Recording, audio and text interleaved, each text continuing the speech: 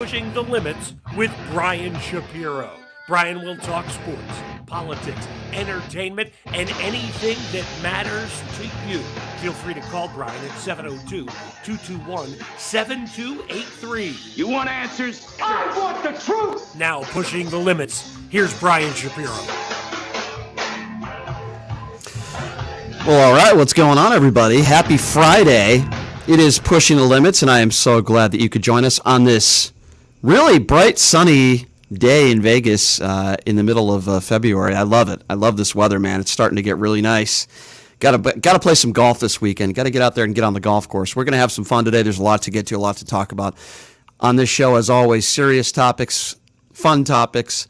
Hey, we do have a kind of a big football game this weekend. Yeah, it's kind of a big game. It is the Super Bowl. Is the NFL and Roger Goodell going to sue me for saying the Super Bowl? Well, they can try. They're not going to get much money out of me. But the Super Bowl is this weekend. And what better person to talk about the Super Bowl than the official fade handicapper of Pushing the Limits? Of course, I'm talking about Chris Wynn. He's been giving us his – I don't know what his pick is, by the way. I have no idea. I know what I'm playing. I know what I'm going for. I'm going for Philadelphia, okay? I'm sick of the Chiefs. But anyway, we'll talk about that a little bit later on in the show. You've heard about this of course, the Alec Baldwin shooting and a life that was taken way too soon. It's just a horrible, tragic story. And Gloria Allred, friend of the show, very popular attorney out of L.A., is going to be joining us. And the reason why she's going to be joining us is because there is now a new lawsuit that has been filed. And it has been filed on behalf of the young lady's family, Halyna Hutchins, who was shot and killed accidentally, of course, by Alec Baldwin, but there's still lawsuits being filed. This lawsuit is being filed by Hutchins' parents and sister, and Gloria Allred represents that family. So she's going to be joining us on this show coming up at the bottom of the hour and kind of give us the latest on, this lawsuit and where she believes where Alec Baldwin should be held responsible. So looking forward to talking to Gloria. She's a friend of the show. She's a wonderful attorney, and really enjoy talking to her. Anybody who knows me personally, anybody who's on my social media, anybody who follows me, anybody who listens to this show understands that this has been a very trying and a very difficult time for me. That would be an understatement over the course of the last 3 weeks or so. Of course, I'm talking about the passing of my sister, Laura Shapiro, who died at the young age of 37, and there's nothing else I think about, nothing else, even when I'm out with friends. Yesterday I met up with some great friends, went over to Arizona Charlie's and met with some good friends of mine, my friend Al over there, who's just a great guy, and my friend Paul McKeskey, who NBA veteran, he's been on this show before, and my friend Andrew, who runs the urgent care. Just meeting up with some good people, and for 20 minutes, 30 minutes, 45 minutes, it's a distraction from reality, and I'm very lucky to have some really good friends. And then I'll be honest with you, I went home yesterday, and I thought about not doing the show today. I just didn't want to do it. I just didn't feel good mentally, physically. I just didn't feel like coming in today. I'm glad I'm here now, but it's tough. The toughest moments for me are when I'm alone. I'm very lucky. Like I said, I have some really good friends in this town, and they take care of me. And they've been helping me through a very difficult time. But for those of you that are unaware, my sister died of a drug overdose 3 weeks ago. She has an 11-year-old daughter, and she's going to be very missed. She already is, and it's been really hard. Mentally, it's been hard for me to keep it together. I mean, I can't have a good night's sleep. Maybe I slept a couple hours. I just can't sleep. And when I do sleep, I have some really awful, weird dreams. And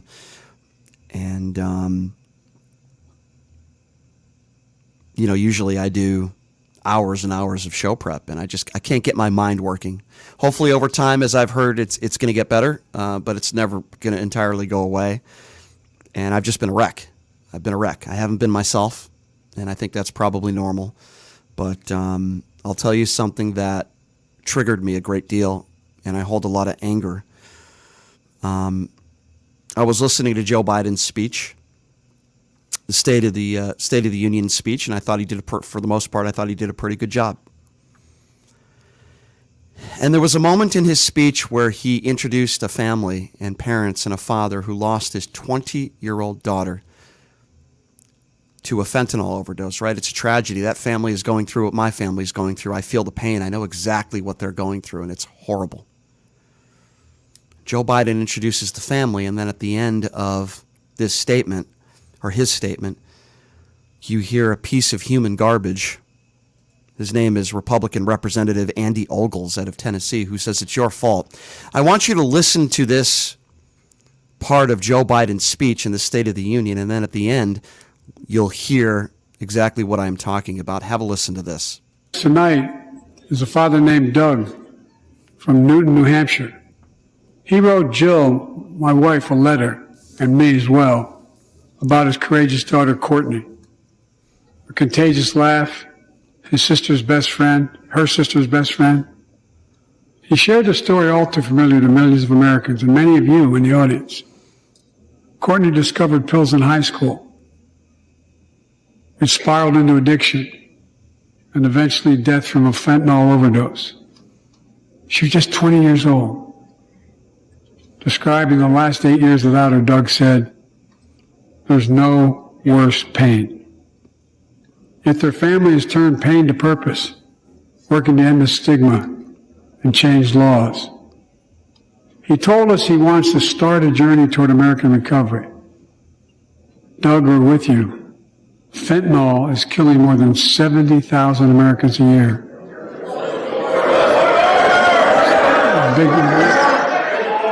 You got it.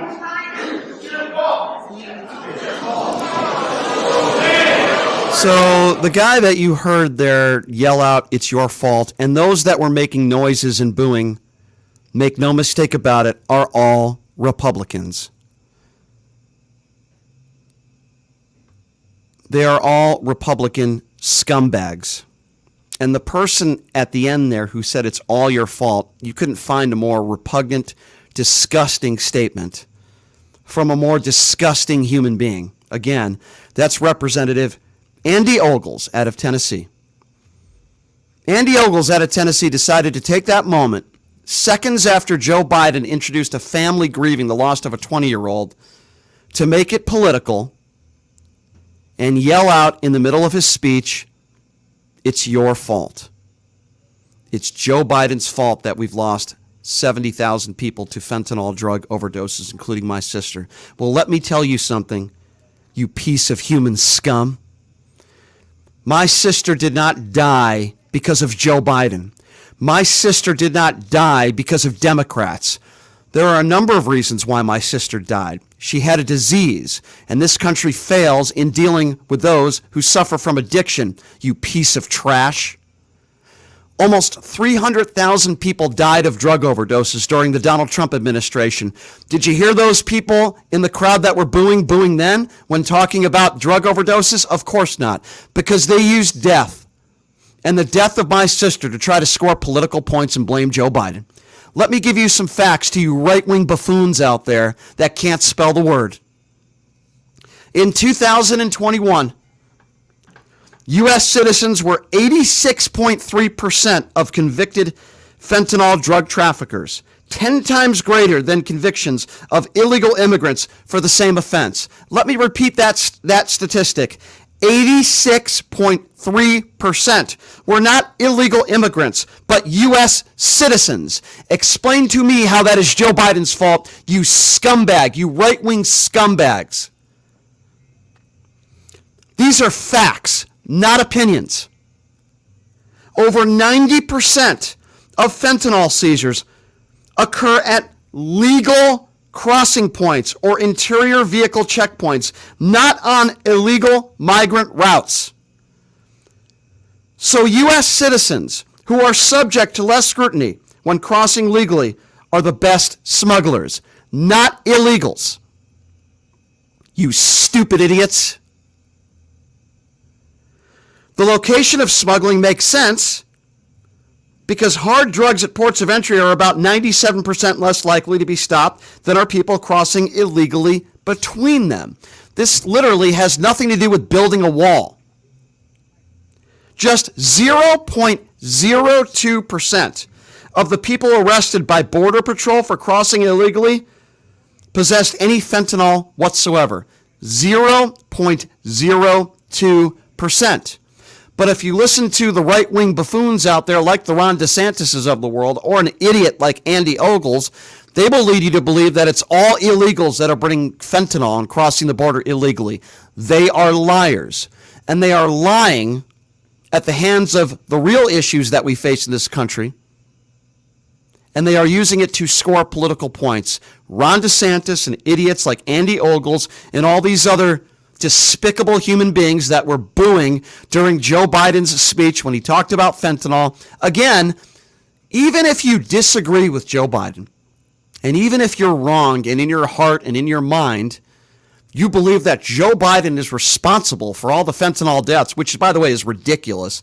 But even if you're one of those people that believe that, the gall that you have and the lack of empathy that you had, that you would interrupt his speech, and just a few seconds after Joe Biden introduced a grieving family losing a daughter at the age of 20 to a fentanyl overdose, seconds after that, you hear the Republicans in the House chambers booing, interrupting the president, standing up and yelling like Representative Andy Ogles did.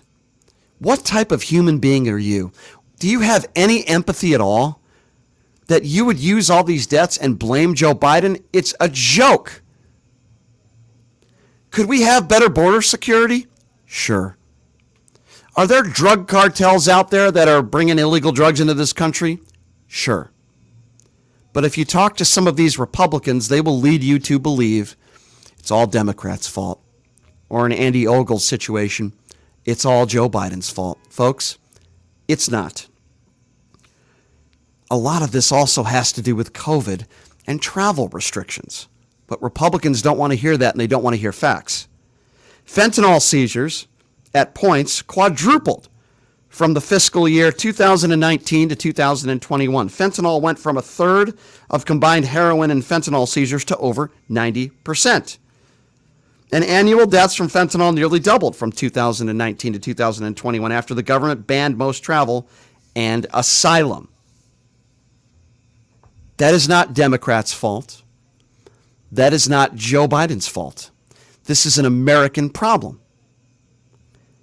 And these right-wingers that were, some of them listening to Joe Biden's State of the Union speech, have turned my sister's death to score political points.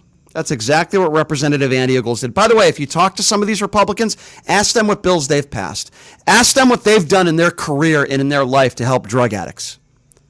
Because I would probably venture a guess that they've done probably nothing.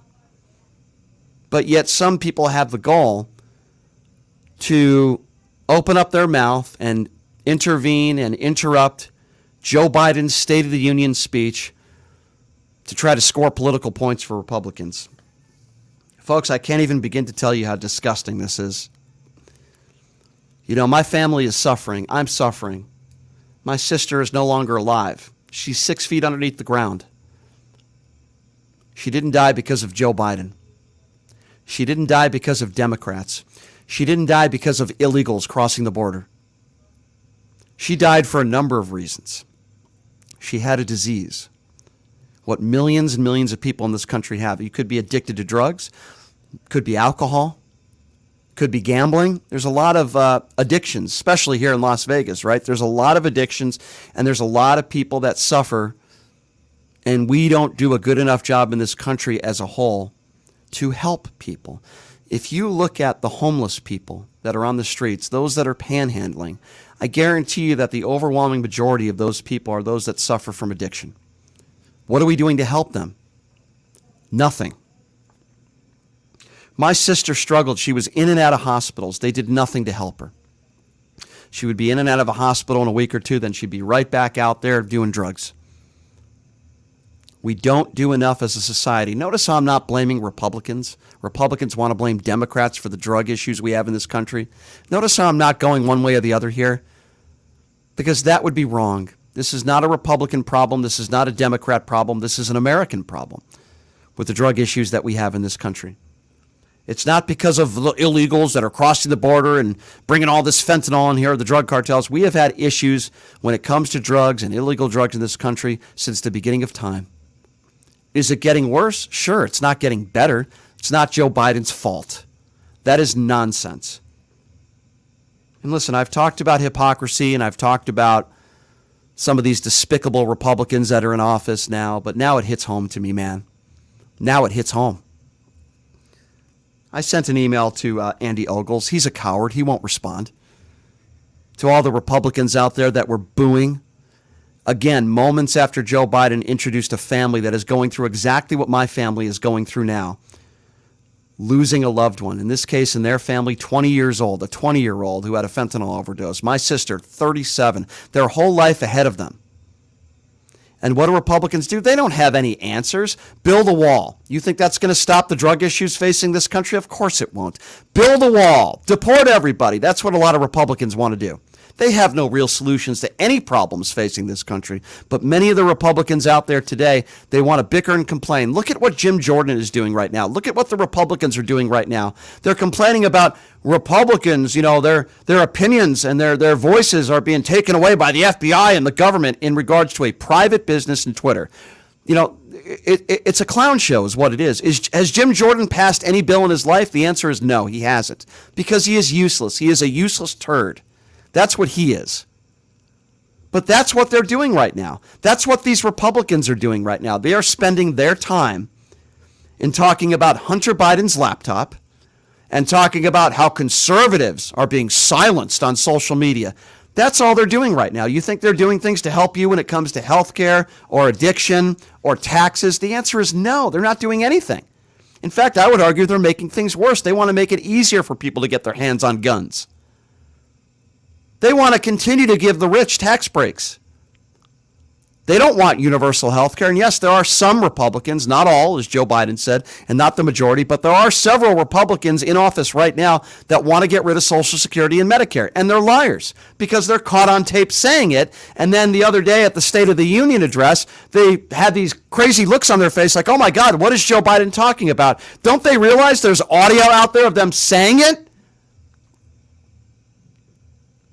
I'm just so frustrated, hurt, frustrated, angry that there are Republicans out there, make no mistake about it, that are trying to use people like my sister, Laura Shapiro, and use her death to score political points. That's exactly what Andy Ogles did at the State of the Union address the other day. That's exactly what he did. Because while these people are despicable human beings, they know the truth. They can't be that stupid, right? These Republicans know. Andy Ogles knows that it's not Joe Biden's fault. Marjorie Taylor Greene is very ignorant, but she has to know that there are several Republicans in the party that have said they want to abolish Medicare and Social Security. She knows that. She just wanted to get her 2 seconds of fame. Lauren Boebert knows that. Matt Gaetz knows that. These Republicans know that. Kevin McCarthy knows that. They all know it. Just like they all know that Donald Trump did not win the 2020 election. But some of them still spew the garbage. They know it. Donald Trump knows it. What is worse than somebody who is like someone, I'll give you an example of something that is worse. When you're blatantly dumb and ignorant, right? Like for the people out there that still think COVID was a hoax, like it wasn't real and nobody died of COVID. Obviously, if you think that, you're not even worthy of a conversation because you're very stupid, right? That's obvious. Now, you can't fix stupid. Or as Forrest Gump was quoted as saying, stupid is what stupid does. You can't talk to those people. But you know what's worse than that? Than just dumb, ignorant people that'll listen to Fox Noise, listen to Sean Hannity, Laura Ingraham, Tucker Carlson, and just believe everything they say. You know what's worse than that? People that actually have some intelligence but lie. People that actually know what's going on in this country but lie. The people out there that said and continue to say, like the Kerry Lakes of the world, that Donald Trump won the 2020 election, attacking our democracy, knowing the truth. I mean, really, is there anything worse than that? Open up the phone lines if you want to give me a call.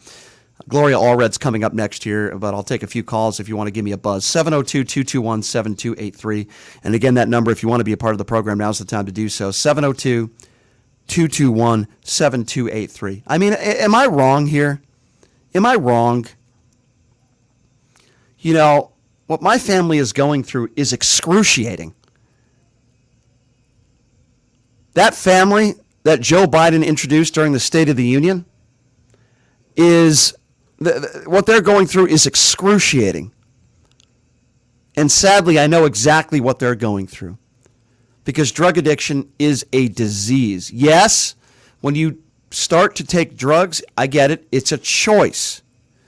But it's also around the levels of addiction, whether it be, alcoholics or compulsive gamblers. We have a lot of addictions in society, and we don't do enough to address it. What is more despicable? Can you think of something more despicable than taking somebody's death, or deaths in this case, and trying to score political points and blaming the president of the United States for all the fentanyl deaths in this country? To me, nothing could be more disgusting than that. Nothing is more frustrating than that. Nothing is more disgusting than that. And to be honest with you, I don't think this is going to change. Listen, Democrats in the past have done similar things. There's no question about that. But during a State of the Union address, when Joe Biden introduces a grieving family who lost their daughter at 20 years old to a fentanyl overdose, and you hear, and this wasn't one or two people, it wasn't 3 people or 5 people, it was dozens and dozens and dozens of Republicans that were booing at the president of the United States, making it seem like he's responsible for all the fentanyl deaths in this country. Now, it wasn't 1 or 2 people. Yes, it was Andy Ogles that stood up and said it's all your fault. He's a despicable turd. But this wasn't like 1 or 2 people. It's a good portion of the Republicans that were booing. Where are their solutions? If you ask these Republicans, they'll say, we need to secure the border. We need to build the wall. We need to finish the wall. But they don't have the facts. They simply don't. They don't have the facts. And I ask this question again, to anybody out there. I asked this question, which I think is pretty fair, which is almost 300,000 people died of drug overdoses during the Trump administration. Where were all the Republicans then? Where were they? Where were they? Again, number to call if you want to be a part of the conversation. Now's the time to do so. 702-221-7283. And again, that number if you want to be a part of the show. Now is the time to do so. We'll take a few calls right now. 702-221-7283. Again, 702-221-7283 is the number to call if you want to be a part of the conversation. Let's go to Jason. Jason up first here on Pushing Limits. Hello, Jason. Hello. Hey, thanks for having me. That's kind of fun. Hey, I'm a recovering addict, and sometimes you got to just get yourself out of any kind of place where they have it available. Mm-hmm. And I have to agree that a lot of fentanyl is, I think, and I haven't been down on the border or anything, but I think fentanyl is coming in the country that way. Well, it is, but it's not coming in. No, you're right. You're right. It is coming in the country. I would never say otherwise, Jason, and I'm glad, by the way, you're recovering.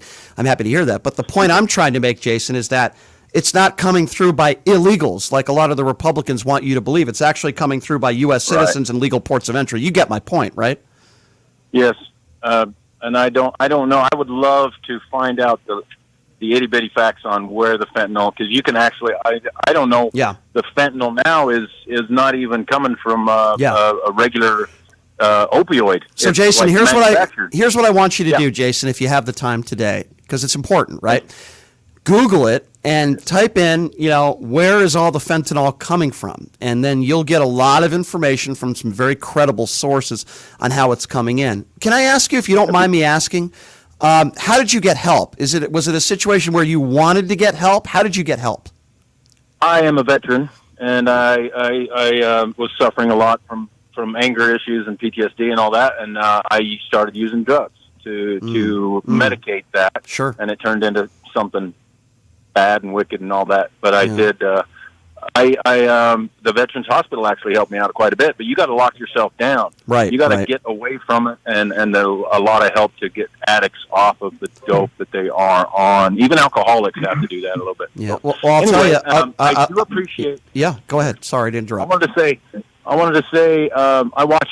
If you're watching Fox, if you're an addict to Fox, watch MSNBC for a little while. And a lot of, Tucker Carlson laughs just like Rachel Maddow. You know what? I'm serious. I don't care for either of them. Rachel Maddow laugh. I don't care for Rachel Maddow either. I will say this. I think Tucker Carlson's a little more dangerous for the country than Rachel Maddow. But I'll be honest with you, I'm not a Rachel Maddow fan either, my friend. Hey, I'm not either. No, I hear you. Same laugh. Hey, Jason, I want to say this, my friend. Thank you for your service to this country. I am so happy that you called in, and I'm happy that you're a recovering addict and you can help others and share your story, my friend. I wish I could say the same about my sister. I wish she could have gotten the help, but you got to get the help and you got to want to get the help, and it sounds like you did, brother. And I appreciate you calling in, and I'm glad you're doing well. Thank you so much, okay? Best wishes to you, too. Thank you so much. Thanks, Jason. Bye. Appreciate that. Good to hear from a guy like that who is recovering. Sounds like a great guy. Let's go to Carl. Carl is next on Pushing the Limits. What's up, Carl? Hey, how you doing, Brian? Good, man. Listen, in regard to the drug deal, walls or whatever aren't going to help because the few people who can cross a wall or go over a wall carrying a very small amount of whatever drug possibly, the main drugs are coming in through entry points. Correct. Where truckloads of them are coming in. And before I went to med school many years ago in the mid-'60s, I was in the Coast Guard out of Key West, and we were in the what's called fast boat interdiction boats. These were fast boats coming from the Caribbean, Cuba, certain islands in the area, bringing drugs to the United States. Yeah, and we'd interdict them, and that's where most of the drugs came through. Right. People climbing illegal aliens. I mean, what are they going to carry? A few ounces? Well, it's absurd, Carl. It's absurd, and you'll hear right-wing talk show hosts, not just across the country, but in this very town, in this very great city of Las Vegas, right-wing idiots that'll go on the air this week and they'll spread more misinformation and say that it's Joe Biden's fault and the illegals are the ones that are bringing fentanyl in the country when it is absolutely and positively not true. All you have to do is do a simple Google search and find out who's getting arrested, where the fentanyl is coming from. The stats are out there. Carl, I got to go to break, my friend, but I do appreciate you coming on, sir, okay? And I thanks for the call. I appreciate it, okay, Carl? Sure. Thank you so much. All right, here's what we're going to do. We're going to take a quick break, and we're going to switch topics. And when we come back, one of my favorite guests that I always enjoy having on this show, of course, is Gloria Allred, a great attorney out there in Los Angeles. Well, she is now representing the parents and the sister of Halyna Hutchins, who tragically was shot and killed on the set of that movie by Alec Baldwin. So we're going to talk a little bit about this lawsuit, the legalities of it all with Gloria coming up next. Take a quick break. Be back right after this. You're listening to Pushing the Limits right here on KSHP.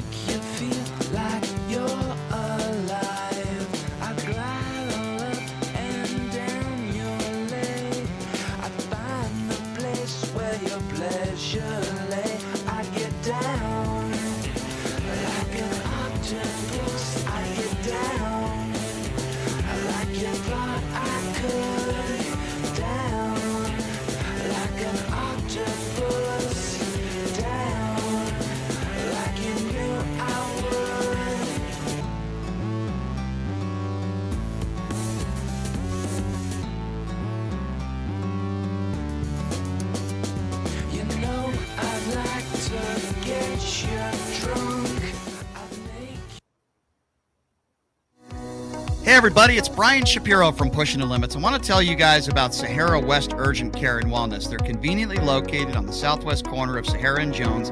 They're open Monday through Friday, 9 a.m. to 9 p.m. and Saturday, 9 a.m. to 5 p.m.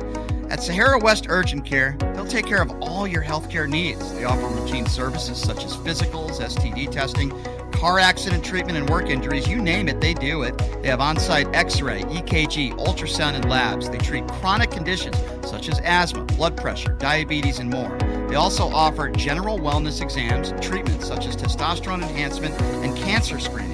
They're located on Sahara, 6125 West Sahara Avenue. Their number is 702-248-0554. And the best part, they accept most major insurances and affordable cash pay prices, office visits starting at just $95. And I'm also a client, so please give them a call, 702-248-0554.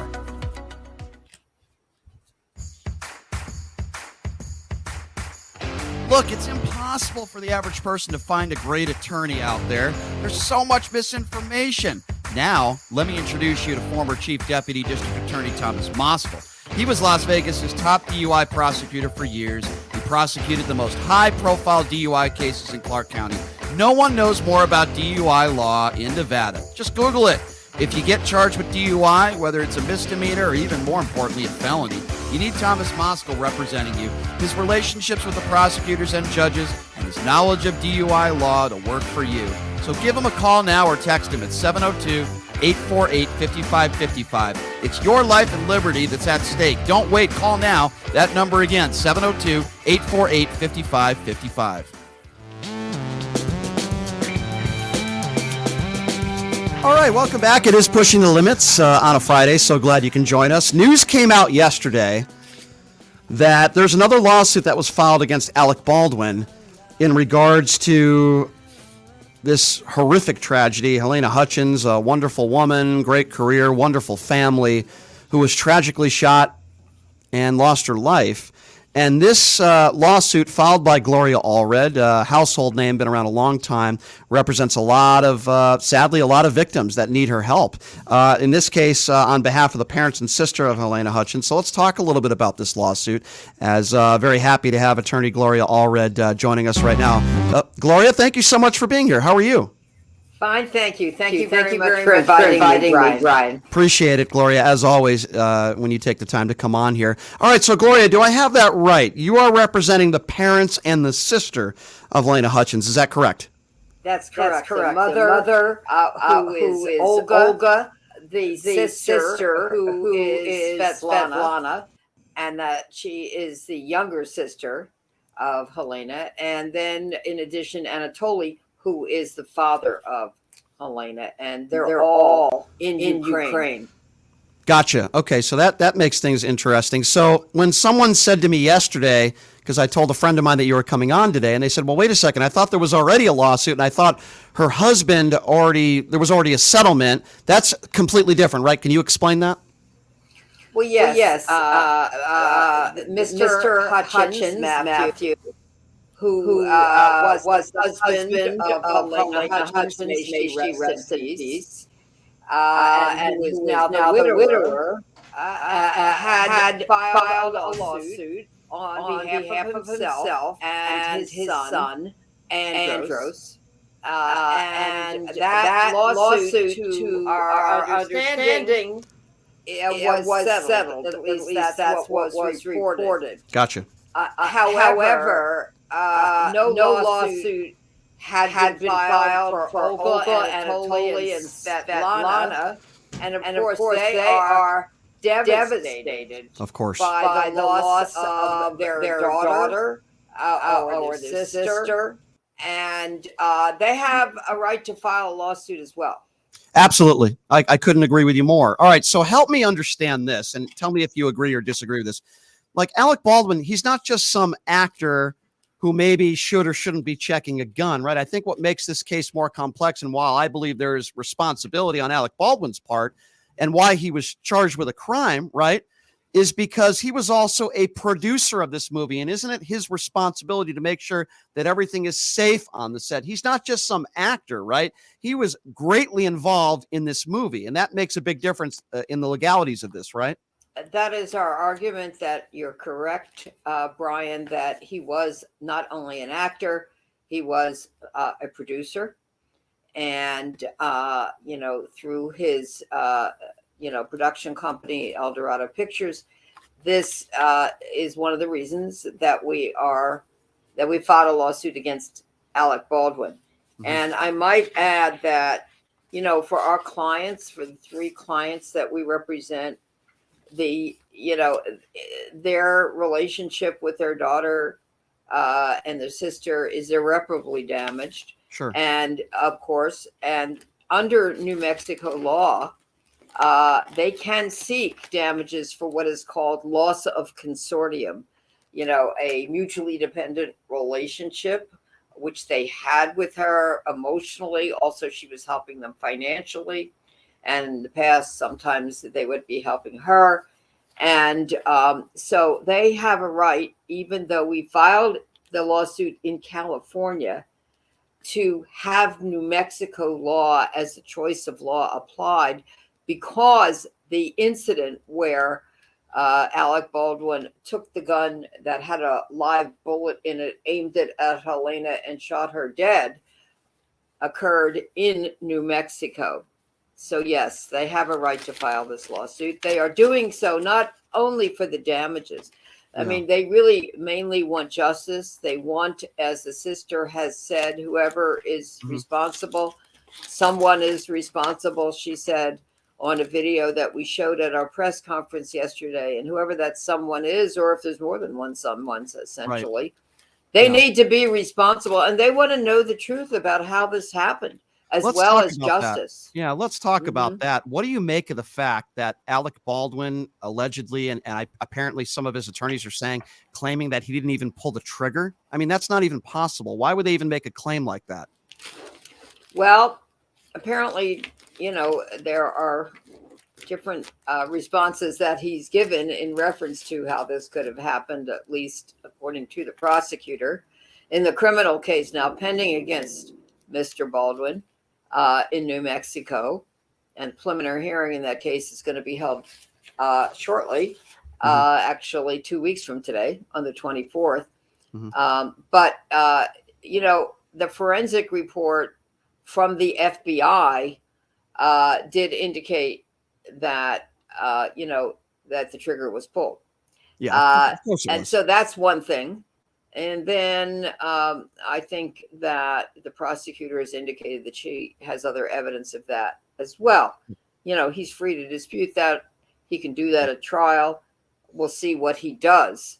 But pointing the finger at other people, they should have done this, they could have done that, they would have done that, if only, which I think has been Mr. Baldwin's strategy, is really, it's not going to cut it. I think in a criminal case, the issue is, did he pull the trigger? Was it involuntary manslaughter or not, according to the law in New Mexico? And, he has a right to be presumed innocent. It's a presumption, unless and until he's proven guilty in a court of law. So we'll see what happens. But, we're paying very close attention to this. But we can also proceed with our civil lawsuit. Sure. No matter what happens in the criminal case, Brian. Absolutely. If you're just joining us, we're speaking with attorney Gloria Allred. She represents some members of the family of the late Halyna Hutchins, who was shot, killed at the hands of Alec Baldwin, involuntary, accidental or not. So, Gloria, let me ask you this. I know you're not a part of the criminal case, but you were just alluding to that. Based on your experience, based on what you know about this case, what are your opinions? Do you actually believe that Alec Baldwin could be convicted of a crime? All I can say is obviously the prosecutor believes that she can prove this case beyond a reasonable doubt, or she would not have filed it. And we'll have to see if her conclusion is right. She has more evidence than I do at this point. So I don't want to make a prediction about what a jury might do, because I never do in any criminal case, because we have to respect the jury process. Also, we have no idea who's going to be on the jury, what evidence will be presented by the prosecution, what the defenses will be, and we'll just have to wait and see. But I do think at the preliminary hearing that she is, the prosecutor, going to be able to present enough evidence that the judge will decide that Mr. Baldwin will need to stand trial. I have heard, Gloria, that it wasn't, there were a number of people on the set of this movie, including Halyna Hutchins, I've heard, that had concerns about safety on the set. Can you confirm, deny any of that and put those rumors to bed? Is that true? Well, we actually did put in our more than 30-page lawsuit, and I have a wonderful co-counsel, John Carpenter of Carpenter Zuckerman firm here in LA. We're working together in this case. But in our lawsuit that we filed yesterday, we did point out that, prior to this tragedy, this tragic killing of Ms. Hutchins on the set in the church in New Mexico, the church part of the set, that, in fact, there had been 2 prior discharges of guns, kind of accidental discharges of guns on the set, and that some members of the crew had, in fact, resigned that morning prior to this incident because of safety concerns. So that is certainly part of what we're going to hear about and see in this lawsuit. I was unaware of that, Gloria. You're saying that there are actually a couple employees that resigned because of safety concern just hours before Halyna was shot. I didn't know that. Yes. That's unbelievable. Yeah. Wow. I mean, that's pretty damaging. And that is reported, and there had a number of safety concerns. Do you think this could change things moving forward in regard to these movie sets? I mean, do you think her death could actually save lives long term, and maybe people will think twice, and even an actor or an actress will think twice before they pick up a gun and maybe learn how to check the gun and see if it's loaded or not? Do you believe in the future this could actually hopefully make things safer? Well, I do hope so. And by the way, I'm a SAG-AFTRA member of the union. I do differ with them on some of their positions on all of this, but there are protocols. And just to cut right down to the raw bone of it, everyone who has a gun in their hand and who plans to point it at another human being should check the gun themselves. And the protocol on the set was that the gun, first of all, there should never be live ammunition on a set. But in addition to that, if a gun is handed to the actor, it should be handed to him or her by the armorer who was in charge of the guns and safety on the set, not by the assistant director, who in this case was Dave Halls, who it is reported that he said that he handed the gun to Alec Baldwin, that he called out cold gun. Okay. Even if in fact that happened, and it's clear that it was not the armorer, by the way, who handed it to Alec Baldwin, even if that happened, Alec Baldwin should not have relied on that representation, cold gun, meaning no bullets in the gun, and should himself have checked the chamber to make sure there were no bullets, live or dummy bullets or anything else in the set. And by the way, if there were going to even be bullets in a gun, the protocol meant that Halyna Hutchins, who's a cinematographer, would have been outside of the church, not inside. And my client, Mamie Mitchell, for whom I filed a prior lawsuit, who was the script supervisor on Rust and who was standing very close to Halyna Hutchins when she was shot dead by the gun that Alec Baldwin was holding. Mamie would have had to be outside, or there would have to be plexiglass around them. And none of that occurred. And of course, Mamie's position has been in our lawsuit, this wasn't even a rehearsal. It was not a technical rehearsal. If there had been a technical rehearsal, there would have been, the whatever you call it, the arm that came down, and the time would have begun. This wasn't even an actual rehearsal. So many things went wrong there. But the bottom line is each person has a duty to check a gun and should assume that it's loaded if they haven't checked it and loaded with live ammunition. That's how serious this is. This is a deadly weapon, a gun. And it's just too dangerous to rely on other people's opinion. Dangerous for the person who might get shot. It's dangerous for the person who's holding the gun. And so that's why that is the protocol. It's really expected of everyone, whether they're on a set or not. There's no special license to be reckless or to pass off responsibility to somebody else if you're holding a gun. It's just as simple as that. Didn't happen here. Couldn't agree with you more. And I don't care whether you're an actor, an actress, director, whoever you are. If you're going to handle a gun or any type of weapon, you need to know how to use it. You need to be trained, at least you should be, and never fire a weapon at anybody unless you know that the gun is not loaded. I couldn't agree with you more, and I let this be a lesson to everyone. Sadly, this poor young woman lost her life, and it's a terrible tragedy. If I may, Gloria, before I let you go, and I do appreciate your time, I do want to ask you a few quick questions about some other big national topics. Okay. I always enjoy asking, if that's okay. Sure. What do you make, Gloria, of what took place in Memphis with Mr. Nichols and this horrible tragedy and in case of police brutality? Surely, I would imagine you must have an opinion on it. And it was, I don't know if you got a chance to see the videos. They're horrible, but what is your take on this in general? I mean, Joe Biden obviously addressed this in his State of the Union. What are your thoughts on this? Well, first of all, my heart went out to, the mother and the stepfather of Mr. Nichols, and I understand that he has a young child as well. We haven't seen, and that is just so horrible to lose your father at all, let alone in an unnecessary and what appears to be potentially a criminal killing. So all I can say is, once again, we care about our police officers, we respect our police officers. They've got a really challenging job to do, but they have to stay within the bounds of the law too. They have to use reasonable force to apprehend a suspect under certain circumstances. We don't even know why they were trying to apprehend him at this point. Apparently he got out of his car, he was running away, but that doesn't give them the right to shoot him, Right.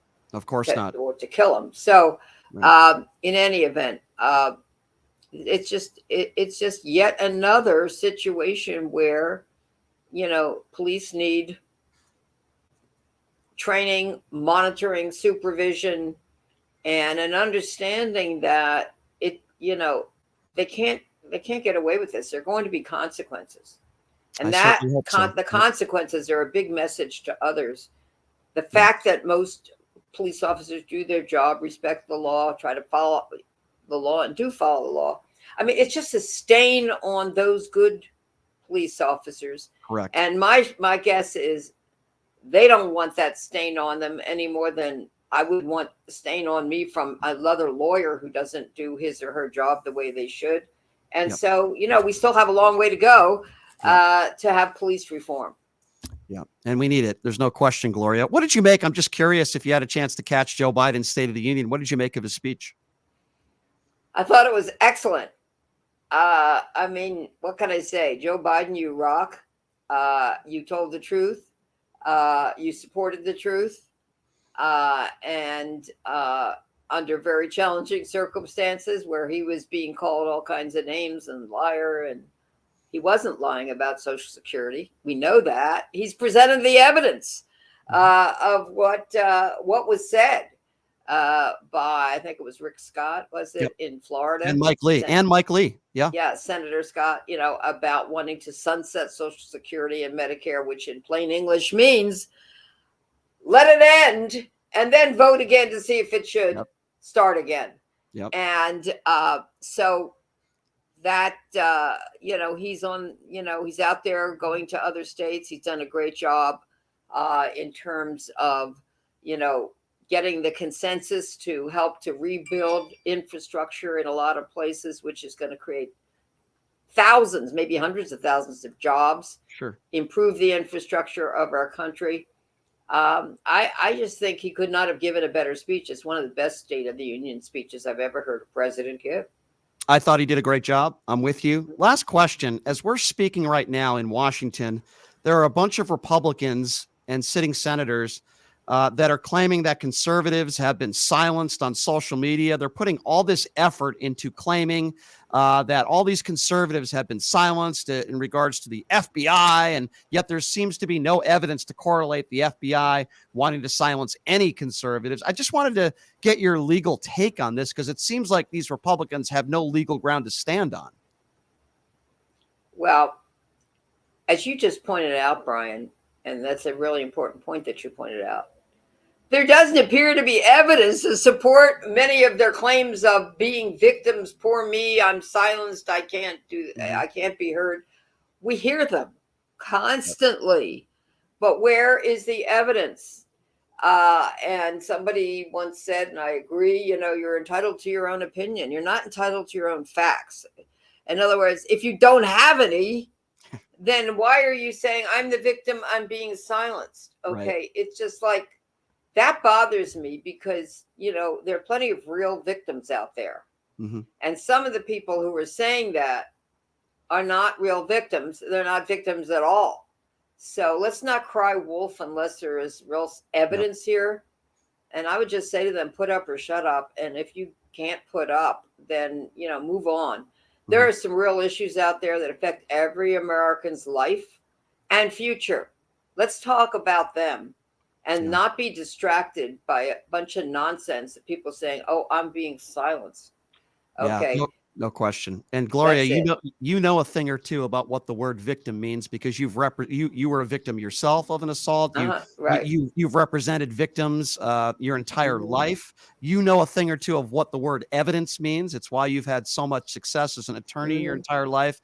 And my heart and my thoughts and prayers go out to Halyna Hutchins' family, those that you are representing. It's just a terrible tragedy, and there needs to be accountability. And I say this all the time about you, and I will continue to say it. Keep doing what you're doing. Keep up the great fight. You're great at what you do in representing these people that need people like you. We need more people like you. Gloria, I always appreciate your time.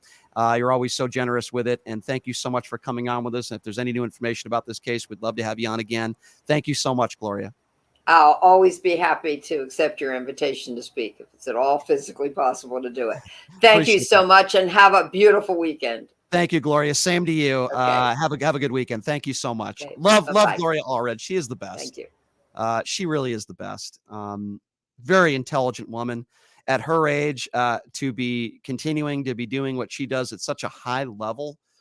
I really admire that. I admire that a great deal.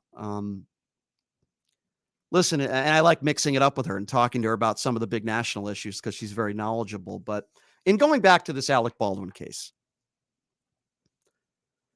at the beginning, you heard a lot of Republicans calling Alec Baldwin a murderer. I will defend him here. Alec Baldwin did not try to kill this person intentionally. Now, you could say, well, wait a second, Brian, just because you don't have intent doesn't mean it's not a crime. I agree with you. You can go through a stop sign. Didn't mean you meant to kill somebody, but you could, right?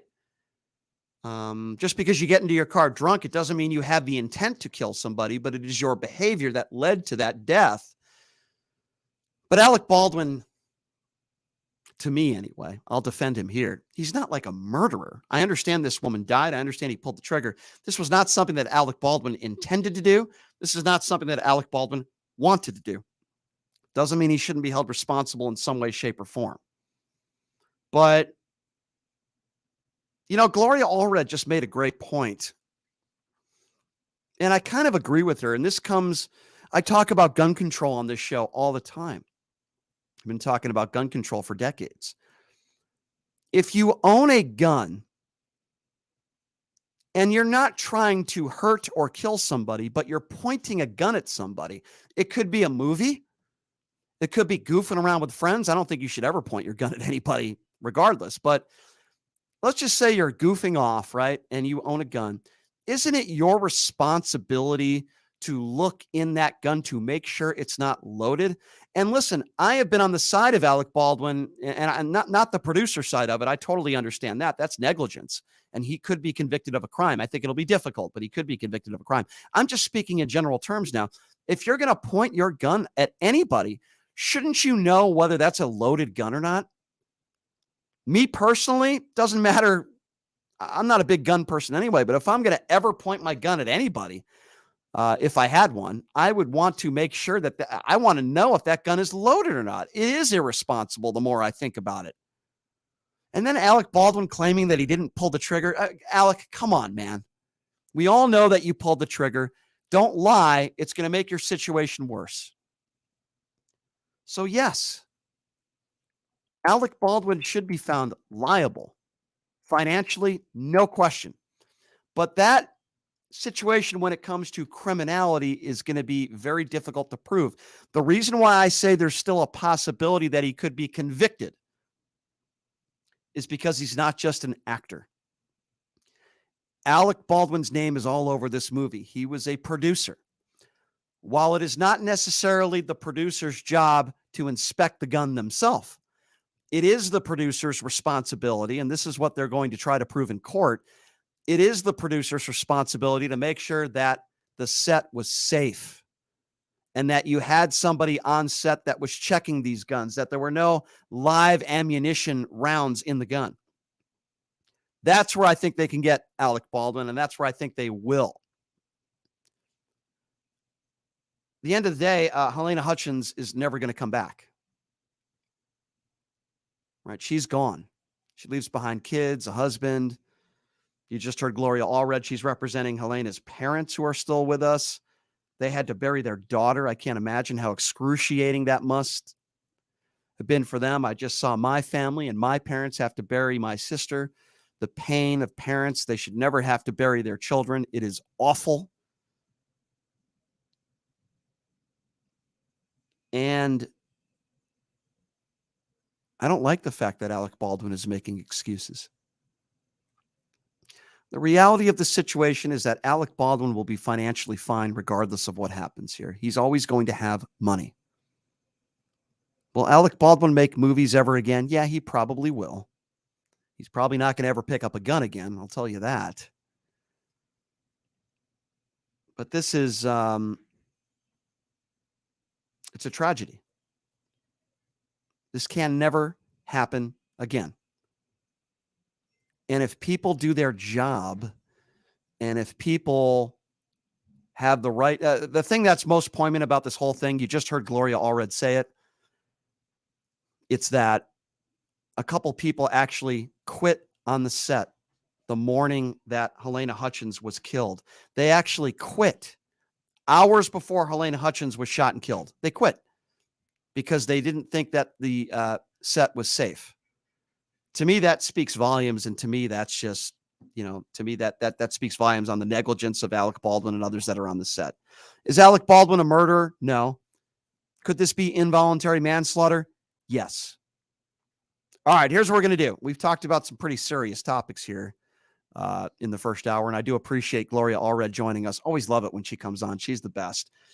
We're going to have some fun here. Now, I kind of joke when I introduce Chris Wynn as the official Fade handicapper because he's not. He gets take it as you wish. But we are going to go and preview the big game. That's right, the Super Bowl on Sunday against the Philadelphia Eagles and the Kansas City Chiefs. Oh, I got some really fun exotic bets that I'm going to go over with Chris. I got a whole packet of them that are just really fun and entertaining to talk about. It'll be good to talk a little football. Chris Wynn's going to be joining us next in the studio. We'll take a quick break, and we will be back right after this. You are listening to Pushing the Limits right here on KSHP.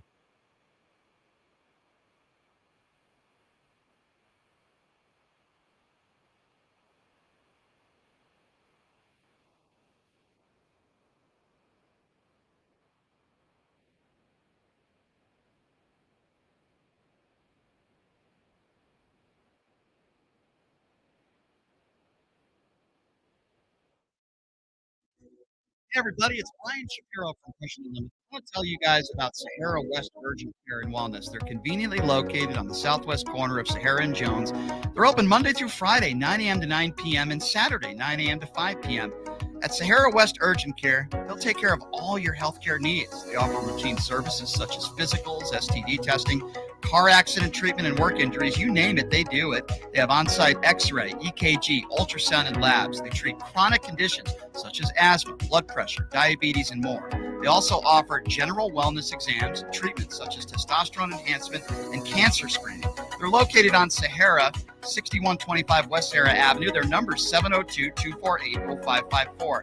And the best part, they accept most major insurances and affordable cash pay prices, office visits starting at just $95. And I'm also a client. So please give them a call, 702-248-0554.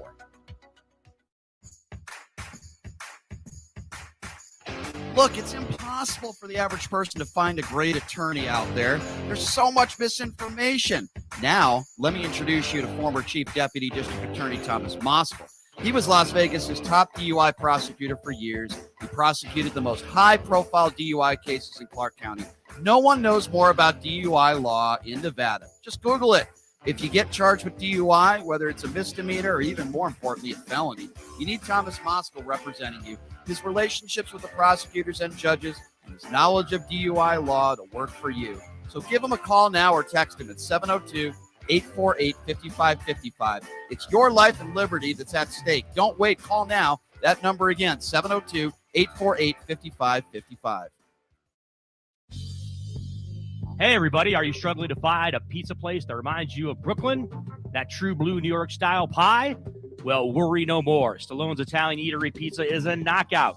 We're located at 467 East Silverado Ranch Boulevard, just off of Premium Road, half a mile east of South Point Casino, just minutes from the Las Vegas Strip. Come by and grab a slice of pie. Plus, check out our Brooklyn-inspired Italian cuisine. Our sandwiches are super hero, that is, because why be a sub when you can be a hero? Stallone's Italian Eatery is here to serve you phenomenal food, Vegas. Forget about it.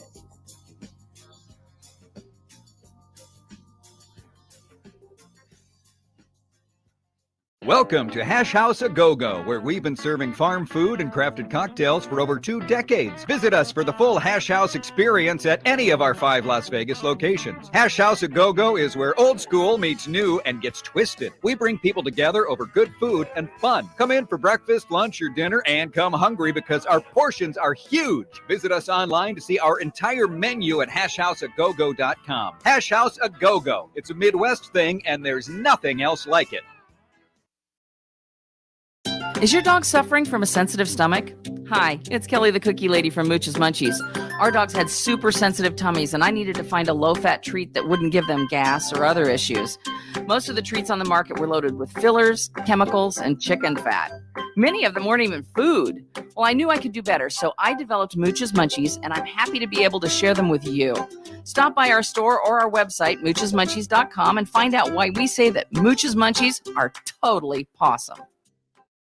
Zen World Premium CBD offers full and broad spectrum CBD oil, extracts, and capsules, which are designed to help you feel your best. Their products are sourced from the best organic hemp and natural ingredients on the market and are tested for quality, purity, and potency. They have a full range of items from health and wellness to beauty to pets. Call 725-205-9223. Visit online at zenworld.com or stop by their location at 9895 South Maryland Parkway and Silverado Ranch Parkway. Mention KSHP for 10% off in store or use code KSHP online for 15% off.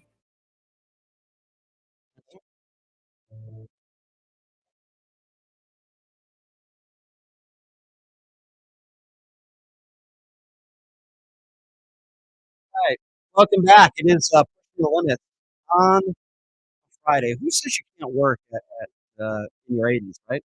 How about that lovely lady, Gloria Allred, man? Getting some of the biggest cases on the planet, now representing the Hutchins family. And I do appreciate Gloria Allred taking the time. All right, if you're just joining us right now, welcome back. We got some talking to do. We kind of have a big football game over the weekend, and I figured, what better person to talk about the Super Bowl, the big game, the biggest game of the year, the biggest game in all of sports, than none other than Chris William Wynn, joining us in studio, sporting his Detroit Lions hat. Chris, what's going on, man? It's going good, Brian. Hey, who better to talk about the Super Bowl than a Detroit Lions fan, right? Because we've been to so many, we won so many. I mean, it's unbelievable. Yeah, well, that's true. By the way, before we get into the Super Bowl, quickly, talk a little bit about LeBron James because I haven't really talked a lot about it. Obviously, it's a pretty incredible achievement. I don't think anybody would deny that. Passing Kareem Abdul-Jabbar. By the way, those two guys don't really talk a lot. They don't really see eye to eye in a lot of things. And Kareem has actually criticized LeBron a lot with some of the statements he's made over the past several years. But it was nice to see them get together and listen, regardless of what era it is, regardless of the competition or who you're playing with, when you are the all-time leading scorer, you've done something right in your career, and we have to give LeBron James a lot of credit for that. Do I think he's the best player of all time? No, but he's certainly in a conversation of one of the best of all time, and I would never take that away from him. No question about it. And look, I got a chance to watch and listen to you and Thomas talk about LeBron yesterday, and as you can imagine, I have my own takes as well too. I would tend to agree with both of you that I don't think he's the best player of all time. He just isn't. Okay, right now, and to be quite honest with you, he's not going to end up being the best player of all time. No question. From a statistical standpoint, in many ways, people can make the case, and in a lot of situations, it's subjective, right? It's just opinion. It's the flavor of it's however you feel about certain players as far as your rankings as the greatest player of all time. But in general, I would agree with both you and Thomas with respect to LeBron not being. Now, I do have a bone to pick with both of you on just a couple little details. Chris Wynn bone to pick. Just a couple of details, folks. With Thomas, right? You talked about how he was a score first player or not a score first player. And I get that. I get that opinion. But I would also say, if you have the 5th highest scoring average in the history of the NBA, and you're basically 0.2 points behind Kevin Durant, who's number 4 in the NBA, when it comes to your scoring average over a 20-year career, it's very difficult to say that you're not a scorer, right? And if you're LeBron James, you can do a lot of things, right? You're a multi-dimensional player. And so that's just one thing about Tom, and look, we text back and forth about it. And that's just one thing I say about Tom. You made the comments yesterday that he's not a clutch player. I don't think so. There's all kinds of statistics out there and numbers that would counter what you said. Okay. Look, is he someone who has not been clutch in certain situations? The Boston Celtics series, for example, right back in, I think, 2007, 2008. Absolutely. There have been situations in which LeBron has not come through in the clutch. But overall in his career, there have been numerous instances, and there's I can't recall the exact stat right now as far as number of points in key spots, either in the fourth quarter and overtime. All right, so Chris, let me ask you. Okay, let me finish. So there's absolutely a ton of evidence that LeBron James has had clutch moments throughout his career. I wouldn't define. Look, it's not an end-all be-all thing. You don't have to say, oh, he's not clutch at all, or he's the greatest clutch player ever. No. Do I think LeBron James is the greatest clutch player ever? No. But to say that LeBron James hasn't been a clutch player in his career, I think is a statement that's not factually accurate. I never said LeBron has never been clutch in his career. I did say that when I'm naming some of the other players that I think are you called him. You said he hasn't been a clutch player ahead of LeBron. If you're going to be the best player of all time or one of the best players of all time, I'm talking maybe top 4 or top 5. Yeah. In my personal opinion, you also need to have clutch in your and let me ask you some questions now in regards to making my point. 10 seconds left to go in the game. We're taking LeBron James in his prime, not now, to be fair, in his prime against Kobe Bryant. There's 10 seconds left to go in a basketball game. Your team's down by 1. Would you rather have LeBron James with the ball or Kobe Bryant? Absolutely Kobe Bryant. Okay, so that's next question. Next question. So look, hold on. You're trying to make your case. I get it. Hold on. We can both have an opinion here. Hold on. I can be right. Michael Jordan or LeBron James? Michael Jordan. Larry Bird or LeBron James? Wow. I'd probably take Bird. Yeah. Probably. Magic Johnson or LeBron James? LeBron James. Yeah. LeBron James. Okay, LeBron James, yes. Magic is by far the better playmaker. What are you talking about? You're talking about playmaker. You asked me who to have. You're clutch. That's your question. Your question: who's going to have the ball and shoot the ball at the end of the game? Or are you talking about just who's going to make a play at the end of the game? Listen to my question. I said. And by the way, Magic Johnson and LeBron James are very comparable players, in my opinion. In my personal, humble opinion, when it comes to basketball, and I'm as knowledgeable about basketball as you are, I could absolutely would put. I'd put Larry Bird, Magic Johnson, and LeBron James all right there when it comes to ranking them in the top 10. They're right there. Okay, but what about clutch? They're right there between 4th, 5th, and 6th. You can kind of interchange them if you want. You can split hairs if you want, as far as those guys at being 4, 5, and 6. I think this idea that some people put out there that LeBron James is not a top 10 player is beyond ridiculous. We're getting in the weeds here. We're getting in the weeds because you're asking. So you're asking pinpoint questions, trying to make your point. I'm going to name you 5. I'm going to name you 5. We can both have our opinion. I'm going to name you 5 players. And by the way, I would much rather have Magic Johnson with the ball in his hands. So you're saying LeBron James wasn't a clutch player? Is that what you're trying to? Because that's what you said yesterday. What I am saying is I could name you a bunch of players, which I'm trying to name right now, and I haven't finished. Okay, so you naming other players and comparing LeBron, guys who are more clutch, doesn't mean that he's not clutch. Just because you name 3 players, by the way, 3 of the greatest players of all time, right? Well, Kobe Bryant, Michael Jordan, and Magic Johnson. So, Chris, just because you do that doesn't mean so just because you do that doesn't mean that LeBron James isn't clutch. Okay, so Chris, the reason why I say I disagree with you, and you know that I'm not a LeBron James guy. You know I'm not a LeBron James guy. Hold on, let me interject. So I understand what your point is. The reason why I say that a guy like, and I disagree with you, and I say a guy like Magic. Well, why do you disagree?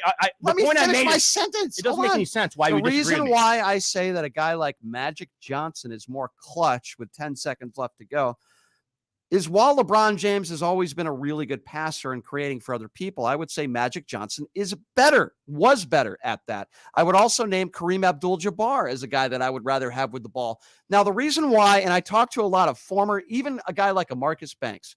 Marcus Banks claims that LeBron James is the best player of all time. I vehemently disagree with him on that. However, he gives So do I. Hold on. He gives me So this. do I. So what I say to Marcus Banks is, Marcus, the first 10 years of LeBron's career, he was scared to have the basketball with 10 seconds left. And I said, Marcus, do you know why? And he looked at me. Yeah, I know what you're going to say. I said, because the man can't shoot free throws.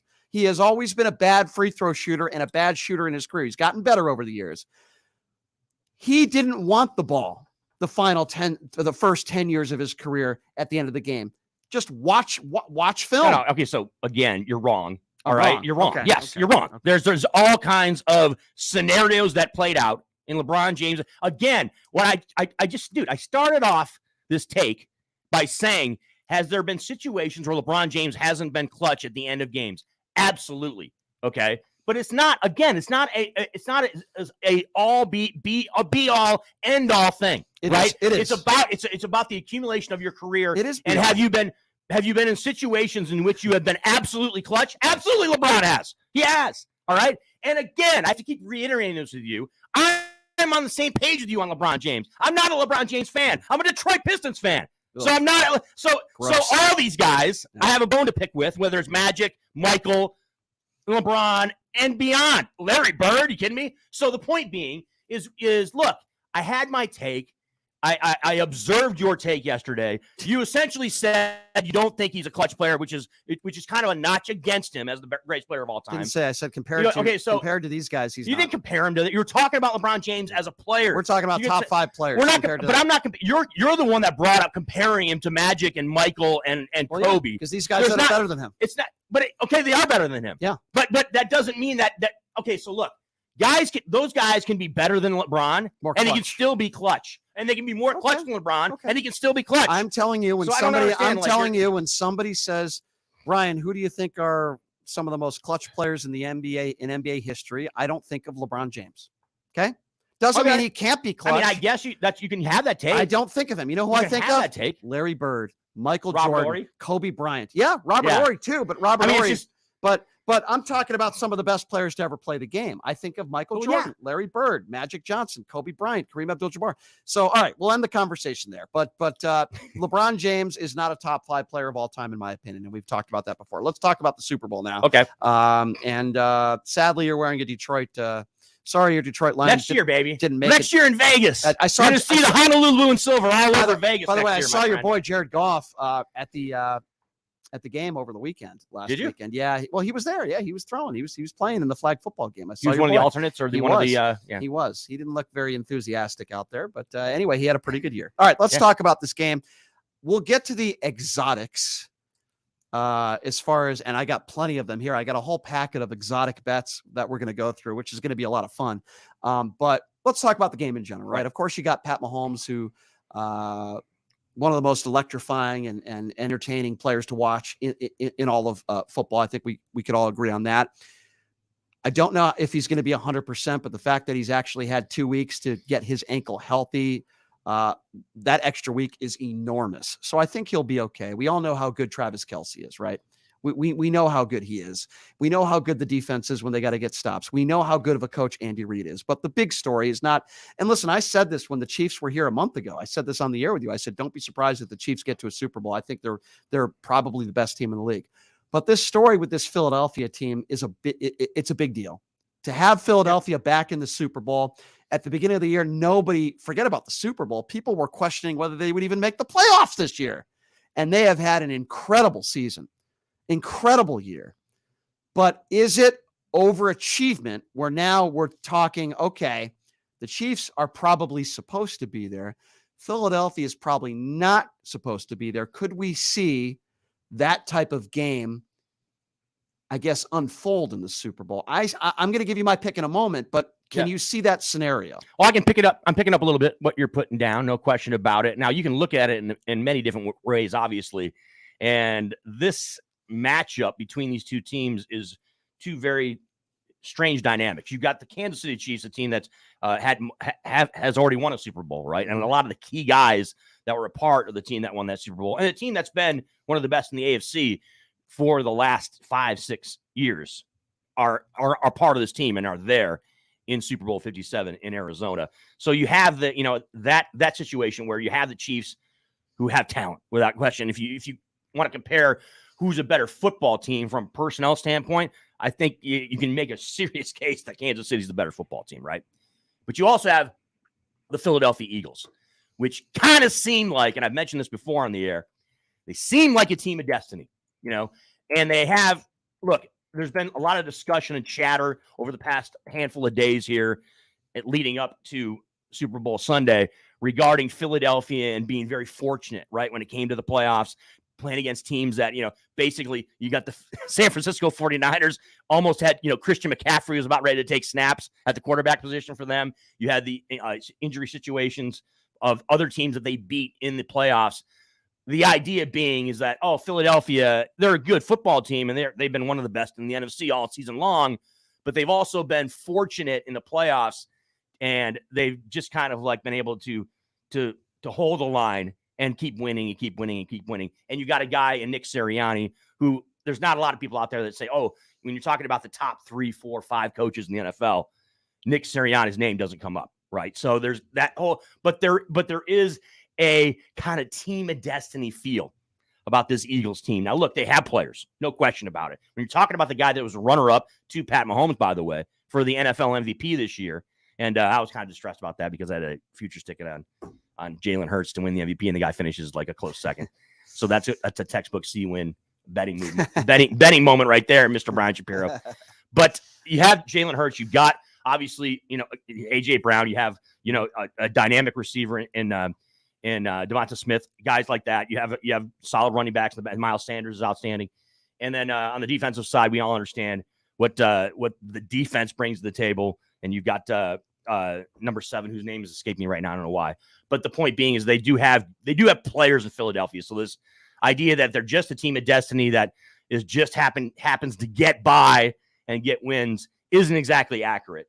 But you do have that kind of storyline and dynamic leading into this game that gives hope to both fan bases, I guess I should say, whether you're in Philadelphia or you're in Kansas City. Yeah. So the spread in this game, depending on where you shop, Philadelphia, a very slight favorite, right. -1.5. You in most books right now, -2. I think it opened up at -2.5. So there is some money going on the Chiefs side of things. I will give you my opinion on it, and I very well could be wrong because I was wrong about the Super Bowl last year. I was wrong about the Super Bowl 2 years ago. But I like Philadelphia for a couple different reasons. Number one, I still don't like a quarterback going into a game not 100% healthy. As much as I love Pat Mahomes, they should not have beaten the Cincinnati Bengals. I'm not saying this because I'm biased. I'm saying that because it's a fact. For anybody that watched that game in Kansas City, tell me right now that you believe Kansas City deserved to win that football game. The Bengals got screwed on a bunch of late calls by the officials, and the Chiefs kind of willed their way to a win. They didn't deserve to win that football game, and the Bengals didn't even play their best. Philadelphia is a better football team than the Cincinnati Bengals. Okay. You could say on paper that the Chiefs are a better team than Philadelphia, but in my opinion, Philadelphia on paper this year, they are a better football team than the Bengals, and Philadelphia's defense is better. I do have some questions when it comes to Jalen Hurts, who has had a phenomenal year. Yeah. But ladies and gentlemen, Jalen Hurts hadn't been here. Okay. That is a big deal because Pat Mahomes has, and he's won a Super Bowl. He knows what to expect in this game. So that is my concern. But I believe Philadelphia as a whole, I think this is going to be a very competitive football game. I don't think either team is going to be up by more than maybe 10 points. I'd be shocked if it was any more than that. I might take one of those props, by the way, because I don't think it's going to be any more than 10. I think this is going to be a very tight, close game. I think it's going to be a very entertaining game. You have two exceptionally gifted quarterbacks, a lot of athletes out there. I think it's going to be a lot of fun. I don't know what your pick is. I really don't. I've never asked you yet. So I'll ask you right now on the air, but I am going to take the Philadelphia Eagles in this game. So maybe people will bet the opposite of me. I don't know, but. Well, you bring up a good point, Brian, regarding the quarterback experience situation, right? In the Super Bowl, in big time games. Jalen Hurts, relatively younger player than Pat Mahomes. Pat Mahomes, when it comes to Super Bowl Sunday, right? It matters when players like Kelsey, Mahomes, they know how the time is dealt with, right? When it comes to halftime, when it comes to, certain scenarios. Playing in a Super Bowl is not like playing in a regular season game or even in a playoff game, right? There's just a different, obviously different dynamic. There's a different kind of tone. It's a different situation.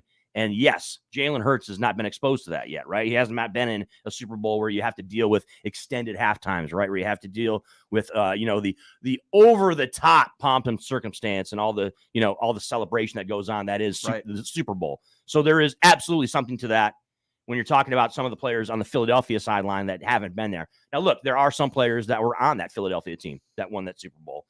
Jason Kelsey obviously comes to mind, and that's an interesting point of this game too, is you got Jason Kelsey and you've got Travis Kelsey obviously playing on opposite sides, and it's going to be hilarious to see their mother out there with the two-tiered jersey with the Eagles and the Kansas City Chiefs. But there's no question that you have to give the edge to Kansas City when it comes to that experience factor. So why do you think Philadelphia's favored then? Because I think that people are concerned about Pat Mahomes and whether or not that ankle is going to be. They don't know. I think to this day, and we're on Friday right now. Nobody knows what exactly how the ankle is going to respond and what he is as far press as conference yesterday, what he is as far as a percentage, right? Like where is he at? Is he at 90% or is he at 85? So I think that absolutely is a huge factor. He looked bad a few weeks ago. He did not look very good. So that's why I think it's as simple as that. I mean, you can. I mean, I guess you could try to overanalyze both teams from a personnel standpoint and say, oh, this team, but. One team is in the AFC, one team's in the NFC. These teams didn't cross paths during the regular season, so we don't have anything to compare as far as head-to-head or anything like that. So I think that the reason that the Philadelphia Eagles are favored is because there's a little bit of a concern about Pat Mahomes and that ankle. Now, look, we talked a lot about him as a quarterback. We talked a lot about Kelsey. They got other pieces there, too. Sure. Isaiah Pacheco's had an outstanding season in the backfield for Kansas City. They have Juju Smith-Schuster, who's a solid wide receiver, who's kind of expanded his impact, is the way I'll put it, when it comes to playoff time. He's been really good. And they have other pieces as well, too, on that offense. And defensively, people sleep on Kansas City. All right, don't ring around the rosy. What's your pick? I'm taking Kansas City. I'm taking the Kansas City much Chiefs. Better about my pick I think they win by – I might – Brian, we're about to talk about some exotic bets, right? I think I'm taking a serious look at Kansas City by a adjusted line. I'm thinking about, and I'm talking about a touchdown or more. I'm going to take a look at the Chiefs to win by maybe 7, 8, or 9 in this game. And of course, it's the Super Bowl, so we can. Yeah. And we're here in Vegas, so we have options in which we can make bets like that. I have an exotic bet for you right now. I think Kansas City wins the football game. It's on the board at the win. I heard an exotic bet that you could take, which is odds that the opposite of Chris Wynn's pick comes in. It's minus 500. Yeah, right there now, it is. Right now at the win. If you talk to some so-called handicappers in town, that we would both know, you and I, they're all aboard. They have all the locks. They're all aboard. On the C win is the mush take. They are absolutely on board with that. Hey, here's the good news about this, Chris. We're both going to a house party to watch the game. One of us is going to be right. Exactly. There you go. Exactly. So we'll have to wait and see what happens. And we're gonna be playing. We're gonna be playing squares, right? How do I get in on that? By the way, is it too late? No, because a lot of Super Bowl parties, right, Brian? Though, yeah, the people that are running the square situation, a lot of you that are sports that go to Super Bowl parties, you know what we're talking about here. On I want the PTL Today. square that's like 10-6 or 7-3. Like how? 100%. How do you get a guarantee? Because those are the most frequent numbers. So do that you come have to? up. So is it just by luck how these squares work, where you just get absolutely? Because it's all random, completely random as far as how they're listed on the sheet. Okay. So the numbers, and usually the numbers are done, half hour before. Yeah, because like if I get a number that's like 12-4, like no, but you can get lucky though. I mean, there's been times I've had 6, I've had numbers like 6 and numbers like 8, which don't necessarily come in. 8 a little more frequently than 6. It could happen. You can make some serious money on these squares. Absolutely. I mean, I had some Benjamins in my hand a couple times on these. And then it went into, and then later that evening it went into a caveman Keno. 100%, 100,000%. It went into a little Keno action, my friend. So see you when we are going to have some fun next segment. Okay. No, don't take your clothes off. That's not the kind of fun I'm talking about. We're good with that. No, we're good with that. We're going to be talking about some very exotic bets you could make offshore. Obviously, you can't make these bets legally in Las Vegas, but offshore you could have some fun bets, or even better, you can have bets like these with your friends, and you could have like a pool going, which I usually do. Yeah. So not just about what color Gatorade is, but how many times they're going to show Tom Cruise. I mean, there's some crazy bets here, man. Will any player throw a punch? What's the first thing the MVP will say after he gets the award? I mean, it's a lot of fun. So we'll talk about that when we come back. We're going to go over some fun exotic bets. Also, open up the phone lines at 702-221-7283. 221-7283 if you want to be a part of the program. We'll take a quick break. We'll be back right after this. You are listening to Pushing the Limits right here on KSHP.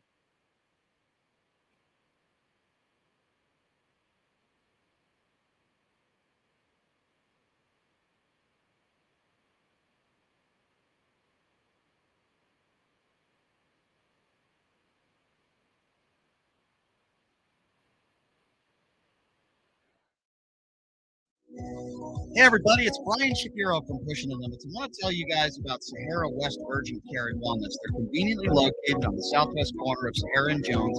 We're open Monday through Friday, 9 a.m. to 9 p.m. and Saturday, 9 a.m. to 5 p.m. At Sahara West Urgent Care, they'll take care of all your healthcare needs. They offer routine services such as physicals, STD testing, car accident treatment, and work injuries. You name it, they do it. They have on-site X-ray, EKG, ultrasound, and labs. They treat chronic conditions such as asthma, blood pressure, diabetes, and more. They also offer general wellness exams and treatments such as testosterone enhancement and cancer screening. They're located on Sahara, 6125 West Sahara Avenue. Their number is 702-248-0554. And the best part, they accept most major insurances and affordable cash pay prices. Office visits starting at just $95. And I'm also a client, so please give them a call, 702-248-0554.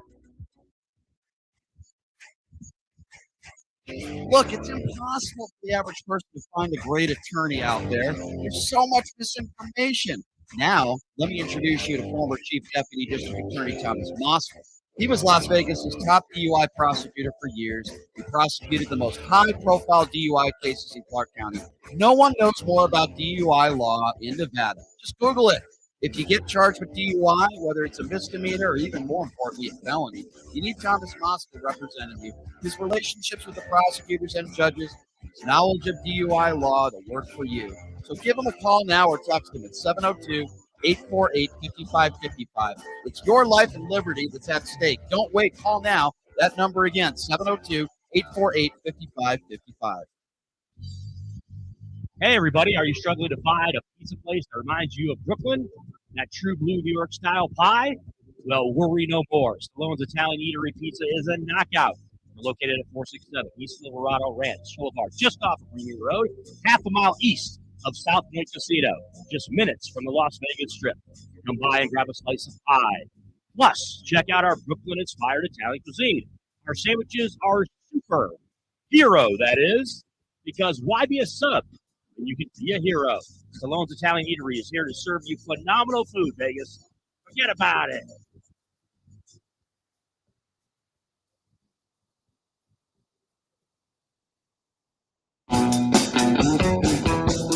As a 3-time international award-winning restaurant, Joe's New York Pizza uses only the freshest and best available ingredients. From giant slices of hand-tossed pie to calzone, stromboli, fingers, and wings, Joe's serves all your favorites. Stop in for a slice at one of their 2 Las Vegas locations at Paradise and Harmon or South Las Vegas Boulevard, or you can check out their menu at joesnewyorkpizzalv.com. STN Sports is the only sports betting app you need this season.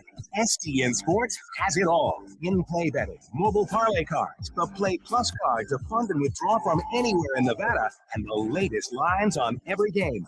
STN Sports even lets you earn rewards on every bet. Safe and easy betting from your phone or tablet.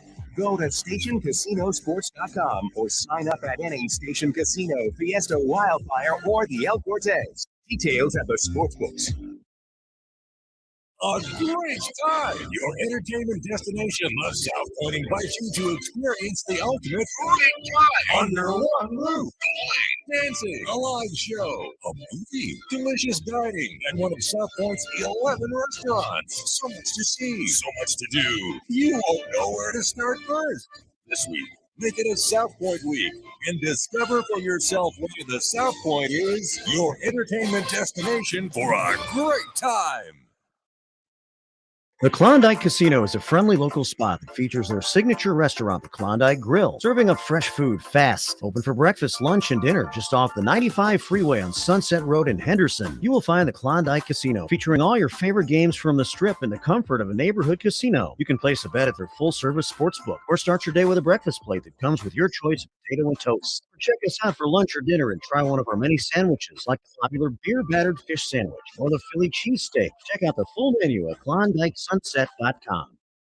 Welcome to Hash House a Go-Go, where we've been serving farm food and crafted cocktails for over 2 decades. Visit us for the full Hash House experience at any of our 5 Las Vegas locations. Hash House a Go-Go is where old school meets new and gets twisted. We bring people together over good food and fun. Come in for breakfast, lunch, or dinner, and come hungry because our portions are huge. Visit us online to see our entire menu at hashhouseagogo.com. Hash House a Go-Go. It's a Midwest thing, and there's nothing else like it.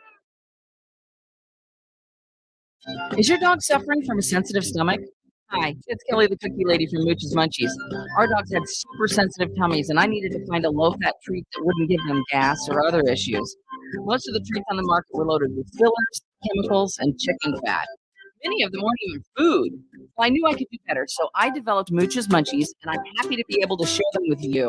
Stop by our store or our website, moochesmunchies.com, and find out why we say that Mooch's Munchies are totally awesome.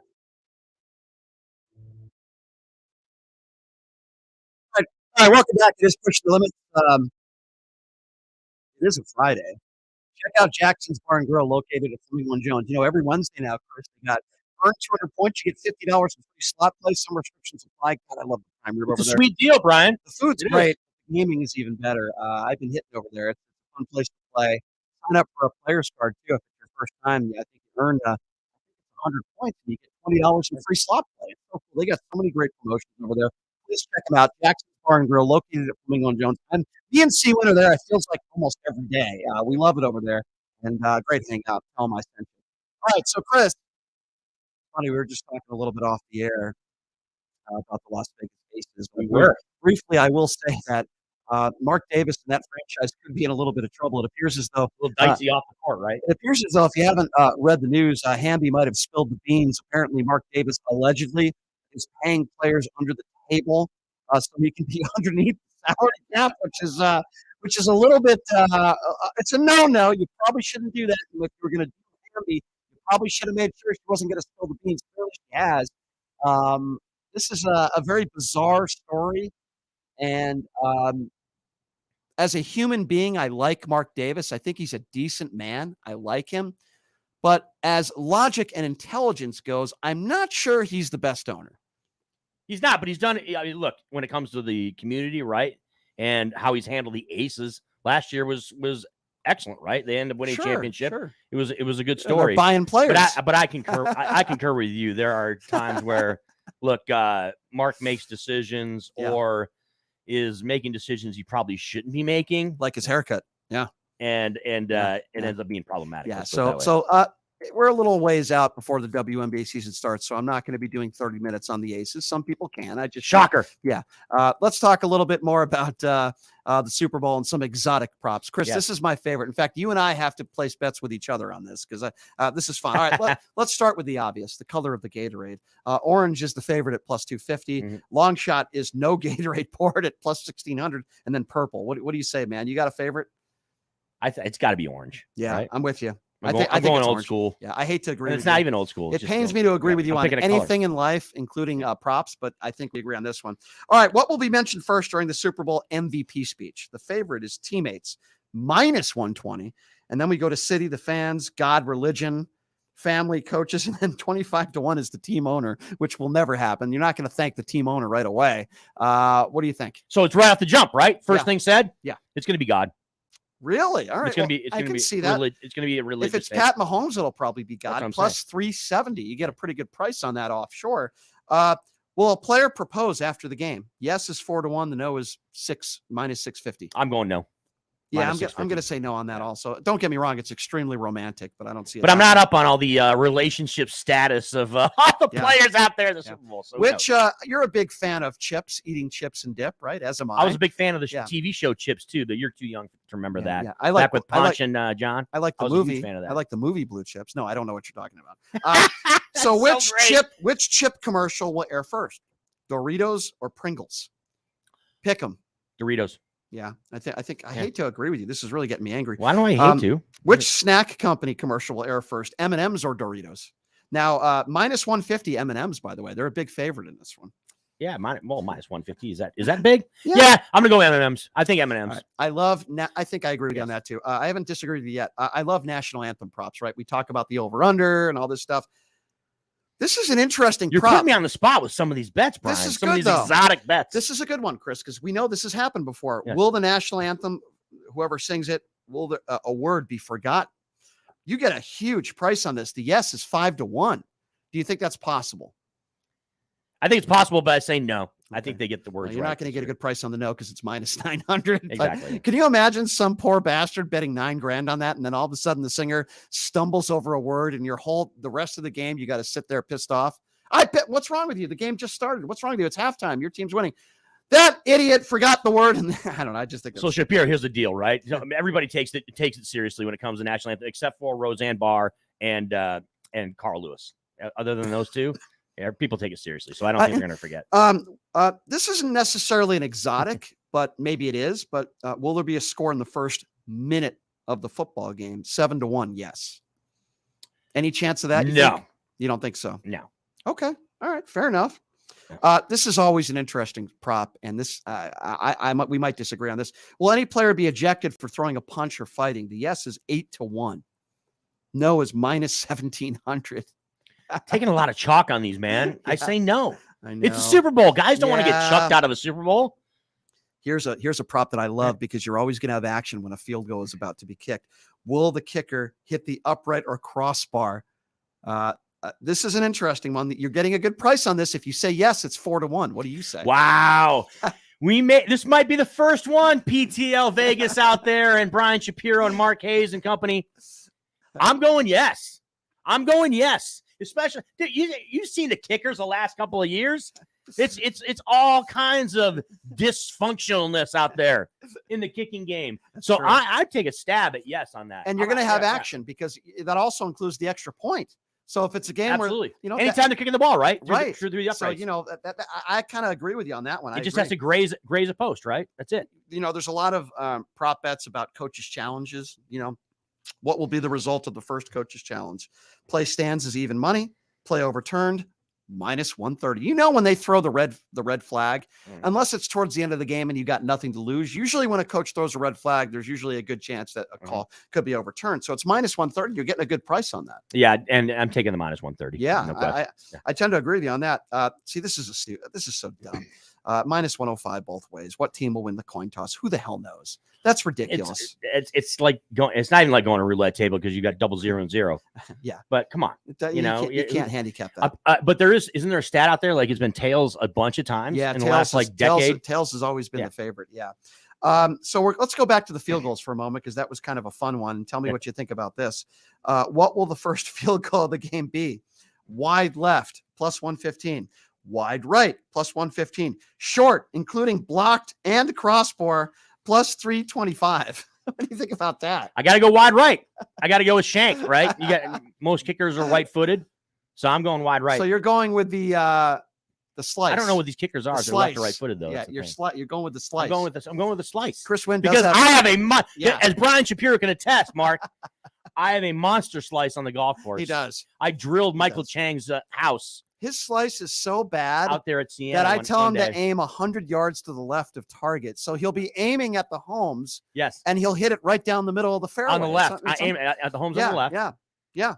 How many? Oh, this is a good one. Wow. I've never seen this one before. How many times will chains be used for measurements? Before I tell you, what do you think the line is? I'm looking at it right now. What do you think the total is on that? That's 1.5. Wow. That's pretty good. Chris nailed it. 1.5. Wow. That's right. What do you think that the favorite is? I go over. Yeah, over. 1.5. Well, you're wrong about that one, really? my friend, because the under 1.5 is minus 300. You get a really good price with the over.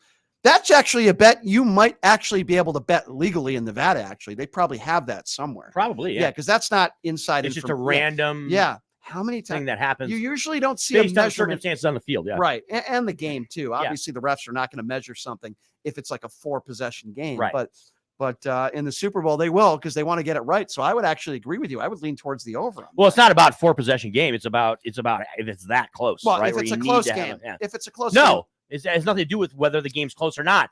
They measure it because they're not able to do it either visually or it's a technical thing. It has nothing to do with the score of the game. But sometimes the way these referees think is that even if it's a non-competitive game, they're usually going to give the first down to the team that's down a lot of points, and they won't take the time to measure. That's all I'm saying. That does happen. I understand this is the Super Bowl, and they also want to make sure they get things right. But in a game where there's a large deficit, the way these refs are, they will give the benefit of the doubt, especially to the team that is down a lot of points. That's all I'm saying. If the game is more competitive, there's a better chance that there's going to be more measurements.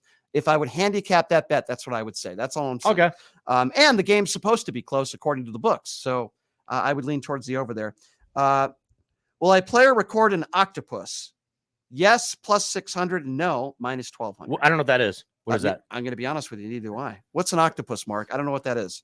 I've heard, will an octopus be thrown on the ice? Detroit Red Wings, as fans, we throw octopus on the ice in the playoffs. I know that. This prop right here, Chris, everything comes back to Detroit sports, Brian. Chris, this exotic prop right here is going to remind you of UNLV football. Mark played for UNLV back in the day. Yep. I think you probably know what prop I am talking about here. Will the power go out during the Super Bowl? The no is minus 15,000. So they're saying probably not, but plus 1,600. Wow, that's a big difference. That should be like 1,000 to 1. Will the power go out during the Super Bowl? I would need insider information unless there's like an to earthquake. Take that bet. Yeah, unless there's like an earthquake. I'd have to be in contact with the technical person there at the stadium. The guys from Ocean's 11. We need Don Cheadle to show up in his vehicle. That's probably the only way that could happen. Yeah. I don't know. How many beers will be sold? What do you think the over-under is first? What do you think the total is? That's a tough one off the top of the head. It obviously in the millions, right? No, so it's not that high. No, not that high at all. We're talking about beers at the stadium. We're not talking about, okay. Yeah, obviously it'd be millions across the country. I'm not talking about Carson. I'm talking at about the stadium. How many beers do you think will be sold? I'll go. What do you think? How many? 140,000. Oh, that's pretty good, Chris. The over under is 120,000. So you were very close.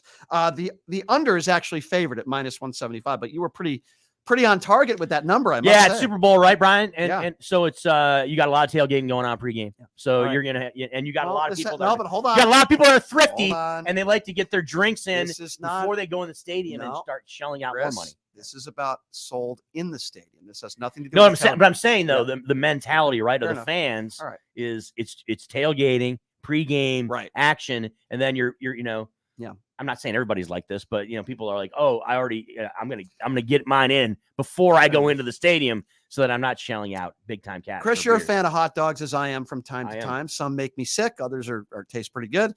How many hot dogs? What do you think the number they put at hot dogs in the stadium for the total? 50,000? Oh, much lower than that, actually. Is it? Yeah. 17,000. Okay. Over under 17,000. These are actual bets you can make offshore. How many? I don't know how they get that. How do you get that information? Yeah, I don't mean, how do you is there an pinpoint it official down? tally? How do you get that information? Yeah. What if one stand, is And what if somebody bets 50 grand and then tell your buddies, it hey, gets skewed a little we're going to bit. buy 1,000 hot dogs because I want to win my bet offshore. I don't know. Exactly. Yeah. Like there seems to me there could be all kinds of shenanigans going on. Improprieties, shenanigans. I want to know who the manager who's giving out those statistics to these offshore sports books, and I'll pay the guy under the table, just like allegedly the Aces have done. Pay some people under the table. Anyway, if you're an Aces fan, you don't like that joke. What commercial will be played first? Avocados from Mexico versus Hellman's. Avocados from Mexico. Big favorite. Avocados is a big favorite at minus. A lot of people 4. love, especially nowadays. Yes. You know the deal, Brian. Yes. That avocado toast is huge right now. People are big on avocados right now. All right. So who's doing the halftime, by the way? I don't even know. Rihanna. Okay. Yes. It's Rihanna. Okay. Yeah. Attractive young lady. So how many songs do you think will be in her set? Now, this is tricky because as They you do know, montages. As you know, they do montages. Yes. First A of all, montage. before I give you the actual number, what do you think it is? I say it's 8. That's pretty good. He's pretty close. 9.5. Yeah. 9.5. What would So you I'd take there? the under. Yeah, I would say lean. 8. I would lean towards the under as well. All right, now we go back to the game. What do you think the longest field goal record of 54 yards? Do you think it'll be broken? Yes or no? The yes is plus 200. 54 yards is doable, man. It is, especially obviously you're indoors. Yeah, I would lean towards the yes and take the plus 200. I would probably want to make a little coin there and get frisky. Yeah. So I'm taking the over too. I think so. Will a single team record of the Super Bowl of 55 points or more be broken? Yes or no? No, not with these defenses. No. The no is minus 2,500. Yeah. So yeah. By the way, that total keeps going up. It opened at 49. It's now at 51.5. Keeps going up. Yeah. So you got some value there. If you like the under, wait until the game starts. Will a passing record of 505 yards be broken? Absolutely not. Yeah, that's minus 15,000. So the bookmakers certainly agree with you on that. Here's a good one, and it involves Drake. The rapper. Yes. What team apparel will Drake be wearing on Super Bowl Sunday? Will it be the Chiefs or the Eagles? Well, is he going to be at the game? I'm not giving you any inside information. I would say Chiefs, right? Minus, I mean, minus he's from 350. Toronto, Minus, so I don't know. Minus 350. I don't even know who his team is in the NFL. You want to talk about inside information? Imagine if you know Drake and you tell him what to wear. That's another one, right, Shapiro? Where there could be shenanigans going on. Yeah. You could, like if you're, like you said, hang with a guy. Yeah. You can absolutely get some more solid information. So as you know, the average Joe and Jane. Jackson Mahomes is very active. Not a fan of that kid on TikTok. Not a fan of him. How many TikToks will Jackson Mahomes post during the Super Bowl? The over under is 1.5. Over. Well, you get a good price on the over. It's plus 145. So the favorite is the under. How many times will the Kelsey brothers playing each other be mentioned in the broadcast? The over under is 1.5. Oh, definitely over. Definitely over. Minus 320. Over. Yeah, it's probably. Will Tom Cruise parachute into the stadium and hand deliver the game ball to All right, the what's the deal with referees? Tom Cruise? Why you brought him up twice now? This is is he going to be at the game? Is he promoting a movie or something? He's supposed to be there, but this is a very exotic because, as you know, Tom Cruise, he does skydive from time to time, and he has these promos for his new movie. So, he skydives off of couches. Now, listen, the no is minus 15,000, so you got to lay $15,000 to win 100. I wouldn't advise anybody do that. Yes. And we probably would have heard about this before, but they're claiming, is there a chance Tom Cruise will parachute into the stadium? The no is minus 15,000. Yeah, I don't think Tom Cruise is going to be parachuting anywhere. No, I don't even know if he does. Does he? I knew in his younger years he did his own stunts, Brian, but I don't know now that he's he's pushing 60. I don't think he's doing his own stunts anymore. I don't think he's going to be parachuting into the game. There might be an insurance problem with that if that. So I'm just saying this over the top of my head now, Chris. But will any politicians be shown there? Like, can you name me? Do you think Trump will be there? Yeah. This is dicey right here. Let me tell you something. If Carrie Lake is in the building, absolutely. If Carrie Lake's in the building, she will get some airtime. Who else? You think there'll be? Well, the president's not. Kristen gonna be Sinema, there, right? maybe if she's there. Is she? Joe Biden's not going to be there, right? No. Donald Trump? It's too problematic for her to have a president unless How you're about Trump Trump? who wanted to be there. You think Trump will be there? I don't think so. Yeah. Kerry Lake will probably be there. I won't see why not. There's a pot. I'm telling you, there's a strong possibility that if she's there, somebody could sneak a camera onto her. Let's just put it that way. It might happen. You think any other politicians will be there? I don't know. I mean, look, Arizona? Are there prominent, Philadelphia Eagle fans or Kansas City Chiefs fans? A lot of Republicans won't be there because they're too busy right now trying to ask FBI agents if conservatives' voices. Why can't I watch Hunter Biden with his junk on Twitter? Right, why exactly. can't I do that? Yeah. See, off the top of my head, it's right off the top of my head. Obviously, I don't know any prominent Philadelphia Eagles or Kansas City Chief fans who are politicians. So you think William Hung will be there? I do not. You don't. I think he might be getting a little bit of a coin at maybe a Super Bowl party around town or something. That could just be saying "She Bangs, She Bangs." Could be very possible. Could be that. That could be very, very possible. Yeah. Any notable Nevada celebrities that you think could be at this game? People that live here. Mark Wahlberg. I agree. That was Mark Wahlberg's one. That was going to be he's a local celebrity or local now. Yep. Another tough question. Yeah, because we have so many that are performers. On Floyd Mayweather. Floyd, probably great even call though, there by Mark. Even though he won't show up to his own charity event, I can guarantee he'll probably be at the Super Bowl. I have some friends, by the way, that are going, Chris, and I was offered to go. Mm-hmm. And believe it or not, you're going to call me crazy because I didn't put in for credentials because I wasn't planning on going. And to be honest with you, I don't want to spend $1,000 for a hotel room. The hotel rooms out there are impossible. I can't even imagine. Yeah. But I was offered a Super Bowl ticket for $250, and I turned it down.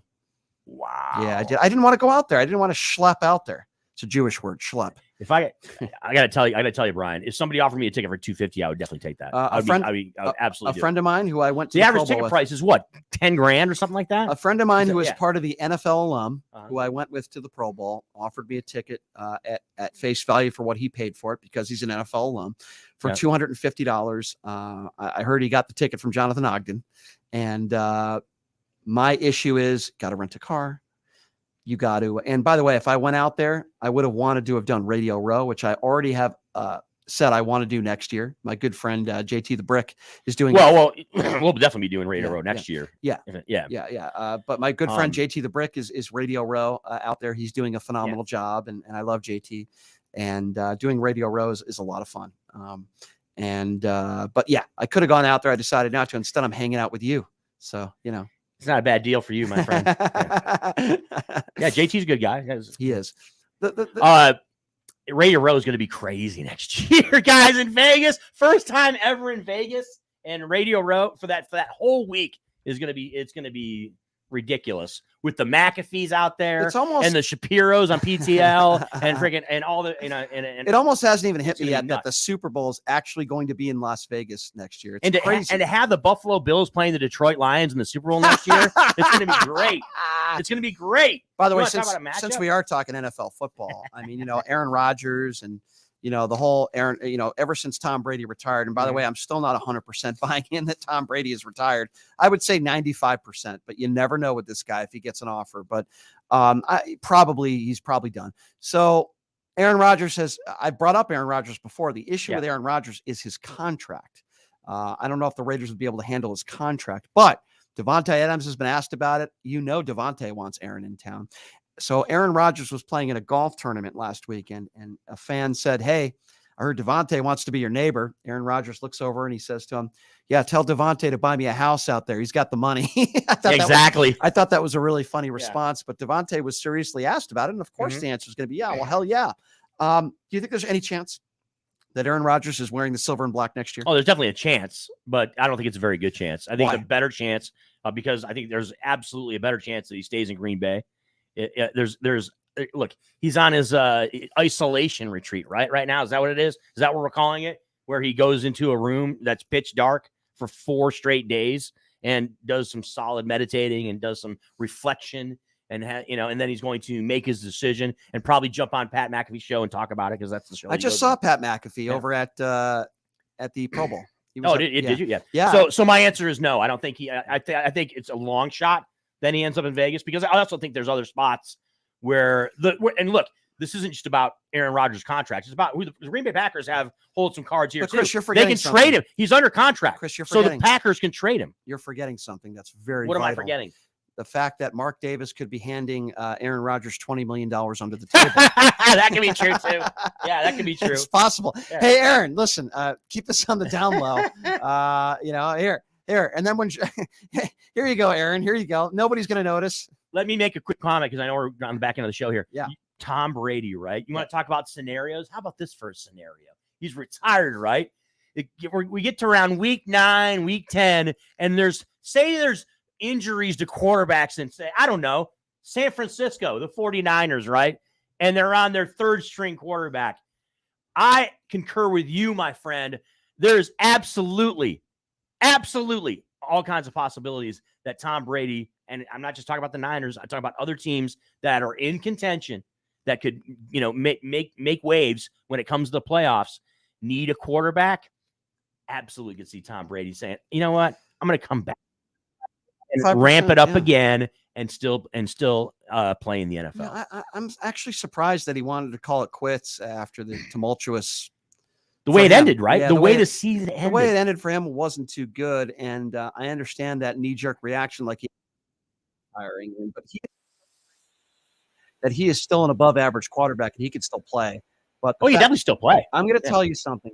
A month before the next season starts, and he's sitting in his mansion in Miami or Vegas or wherever, he's going to be thinking to himself, geez, I kind of wouldn't mind being in training camp right now. I'm telling you, it's going to cross his mind. He's going to do the family stuff now, and I get all that. But those competitive juices flowing, I wouldn't be surprised if Tom Brady was playing football next year somewhere. He's been doing it for 2 decades, my friend. It makes sense what you're saying. All right, so there you have it. I like Philadelphia. C-Win likes the Chiefs.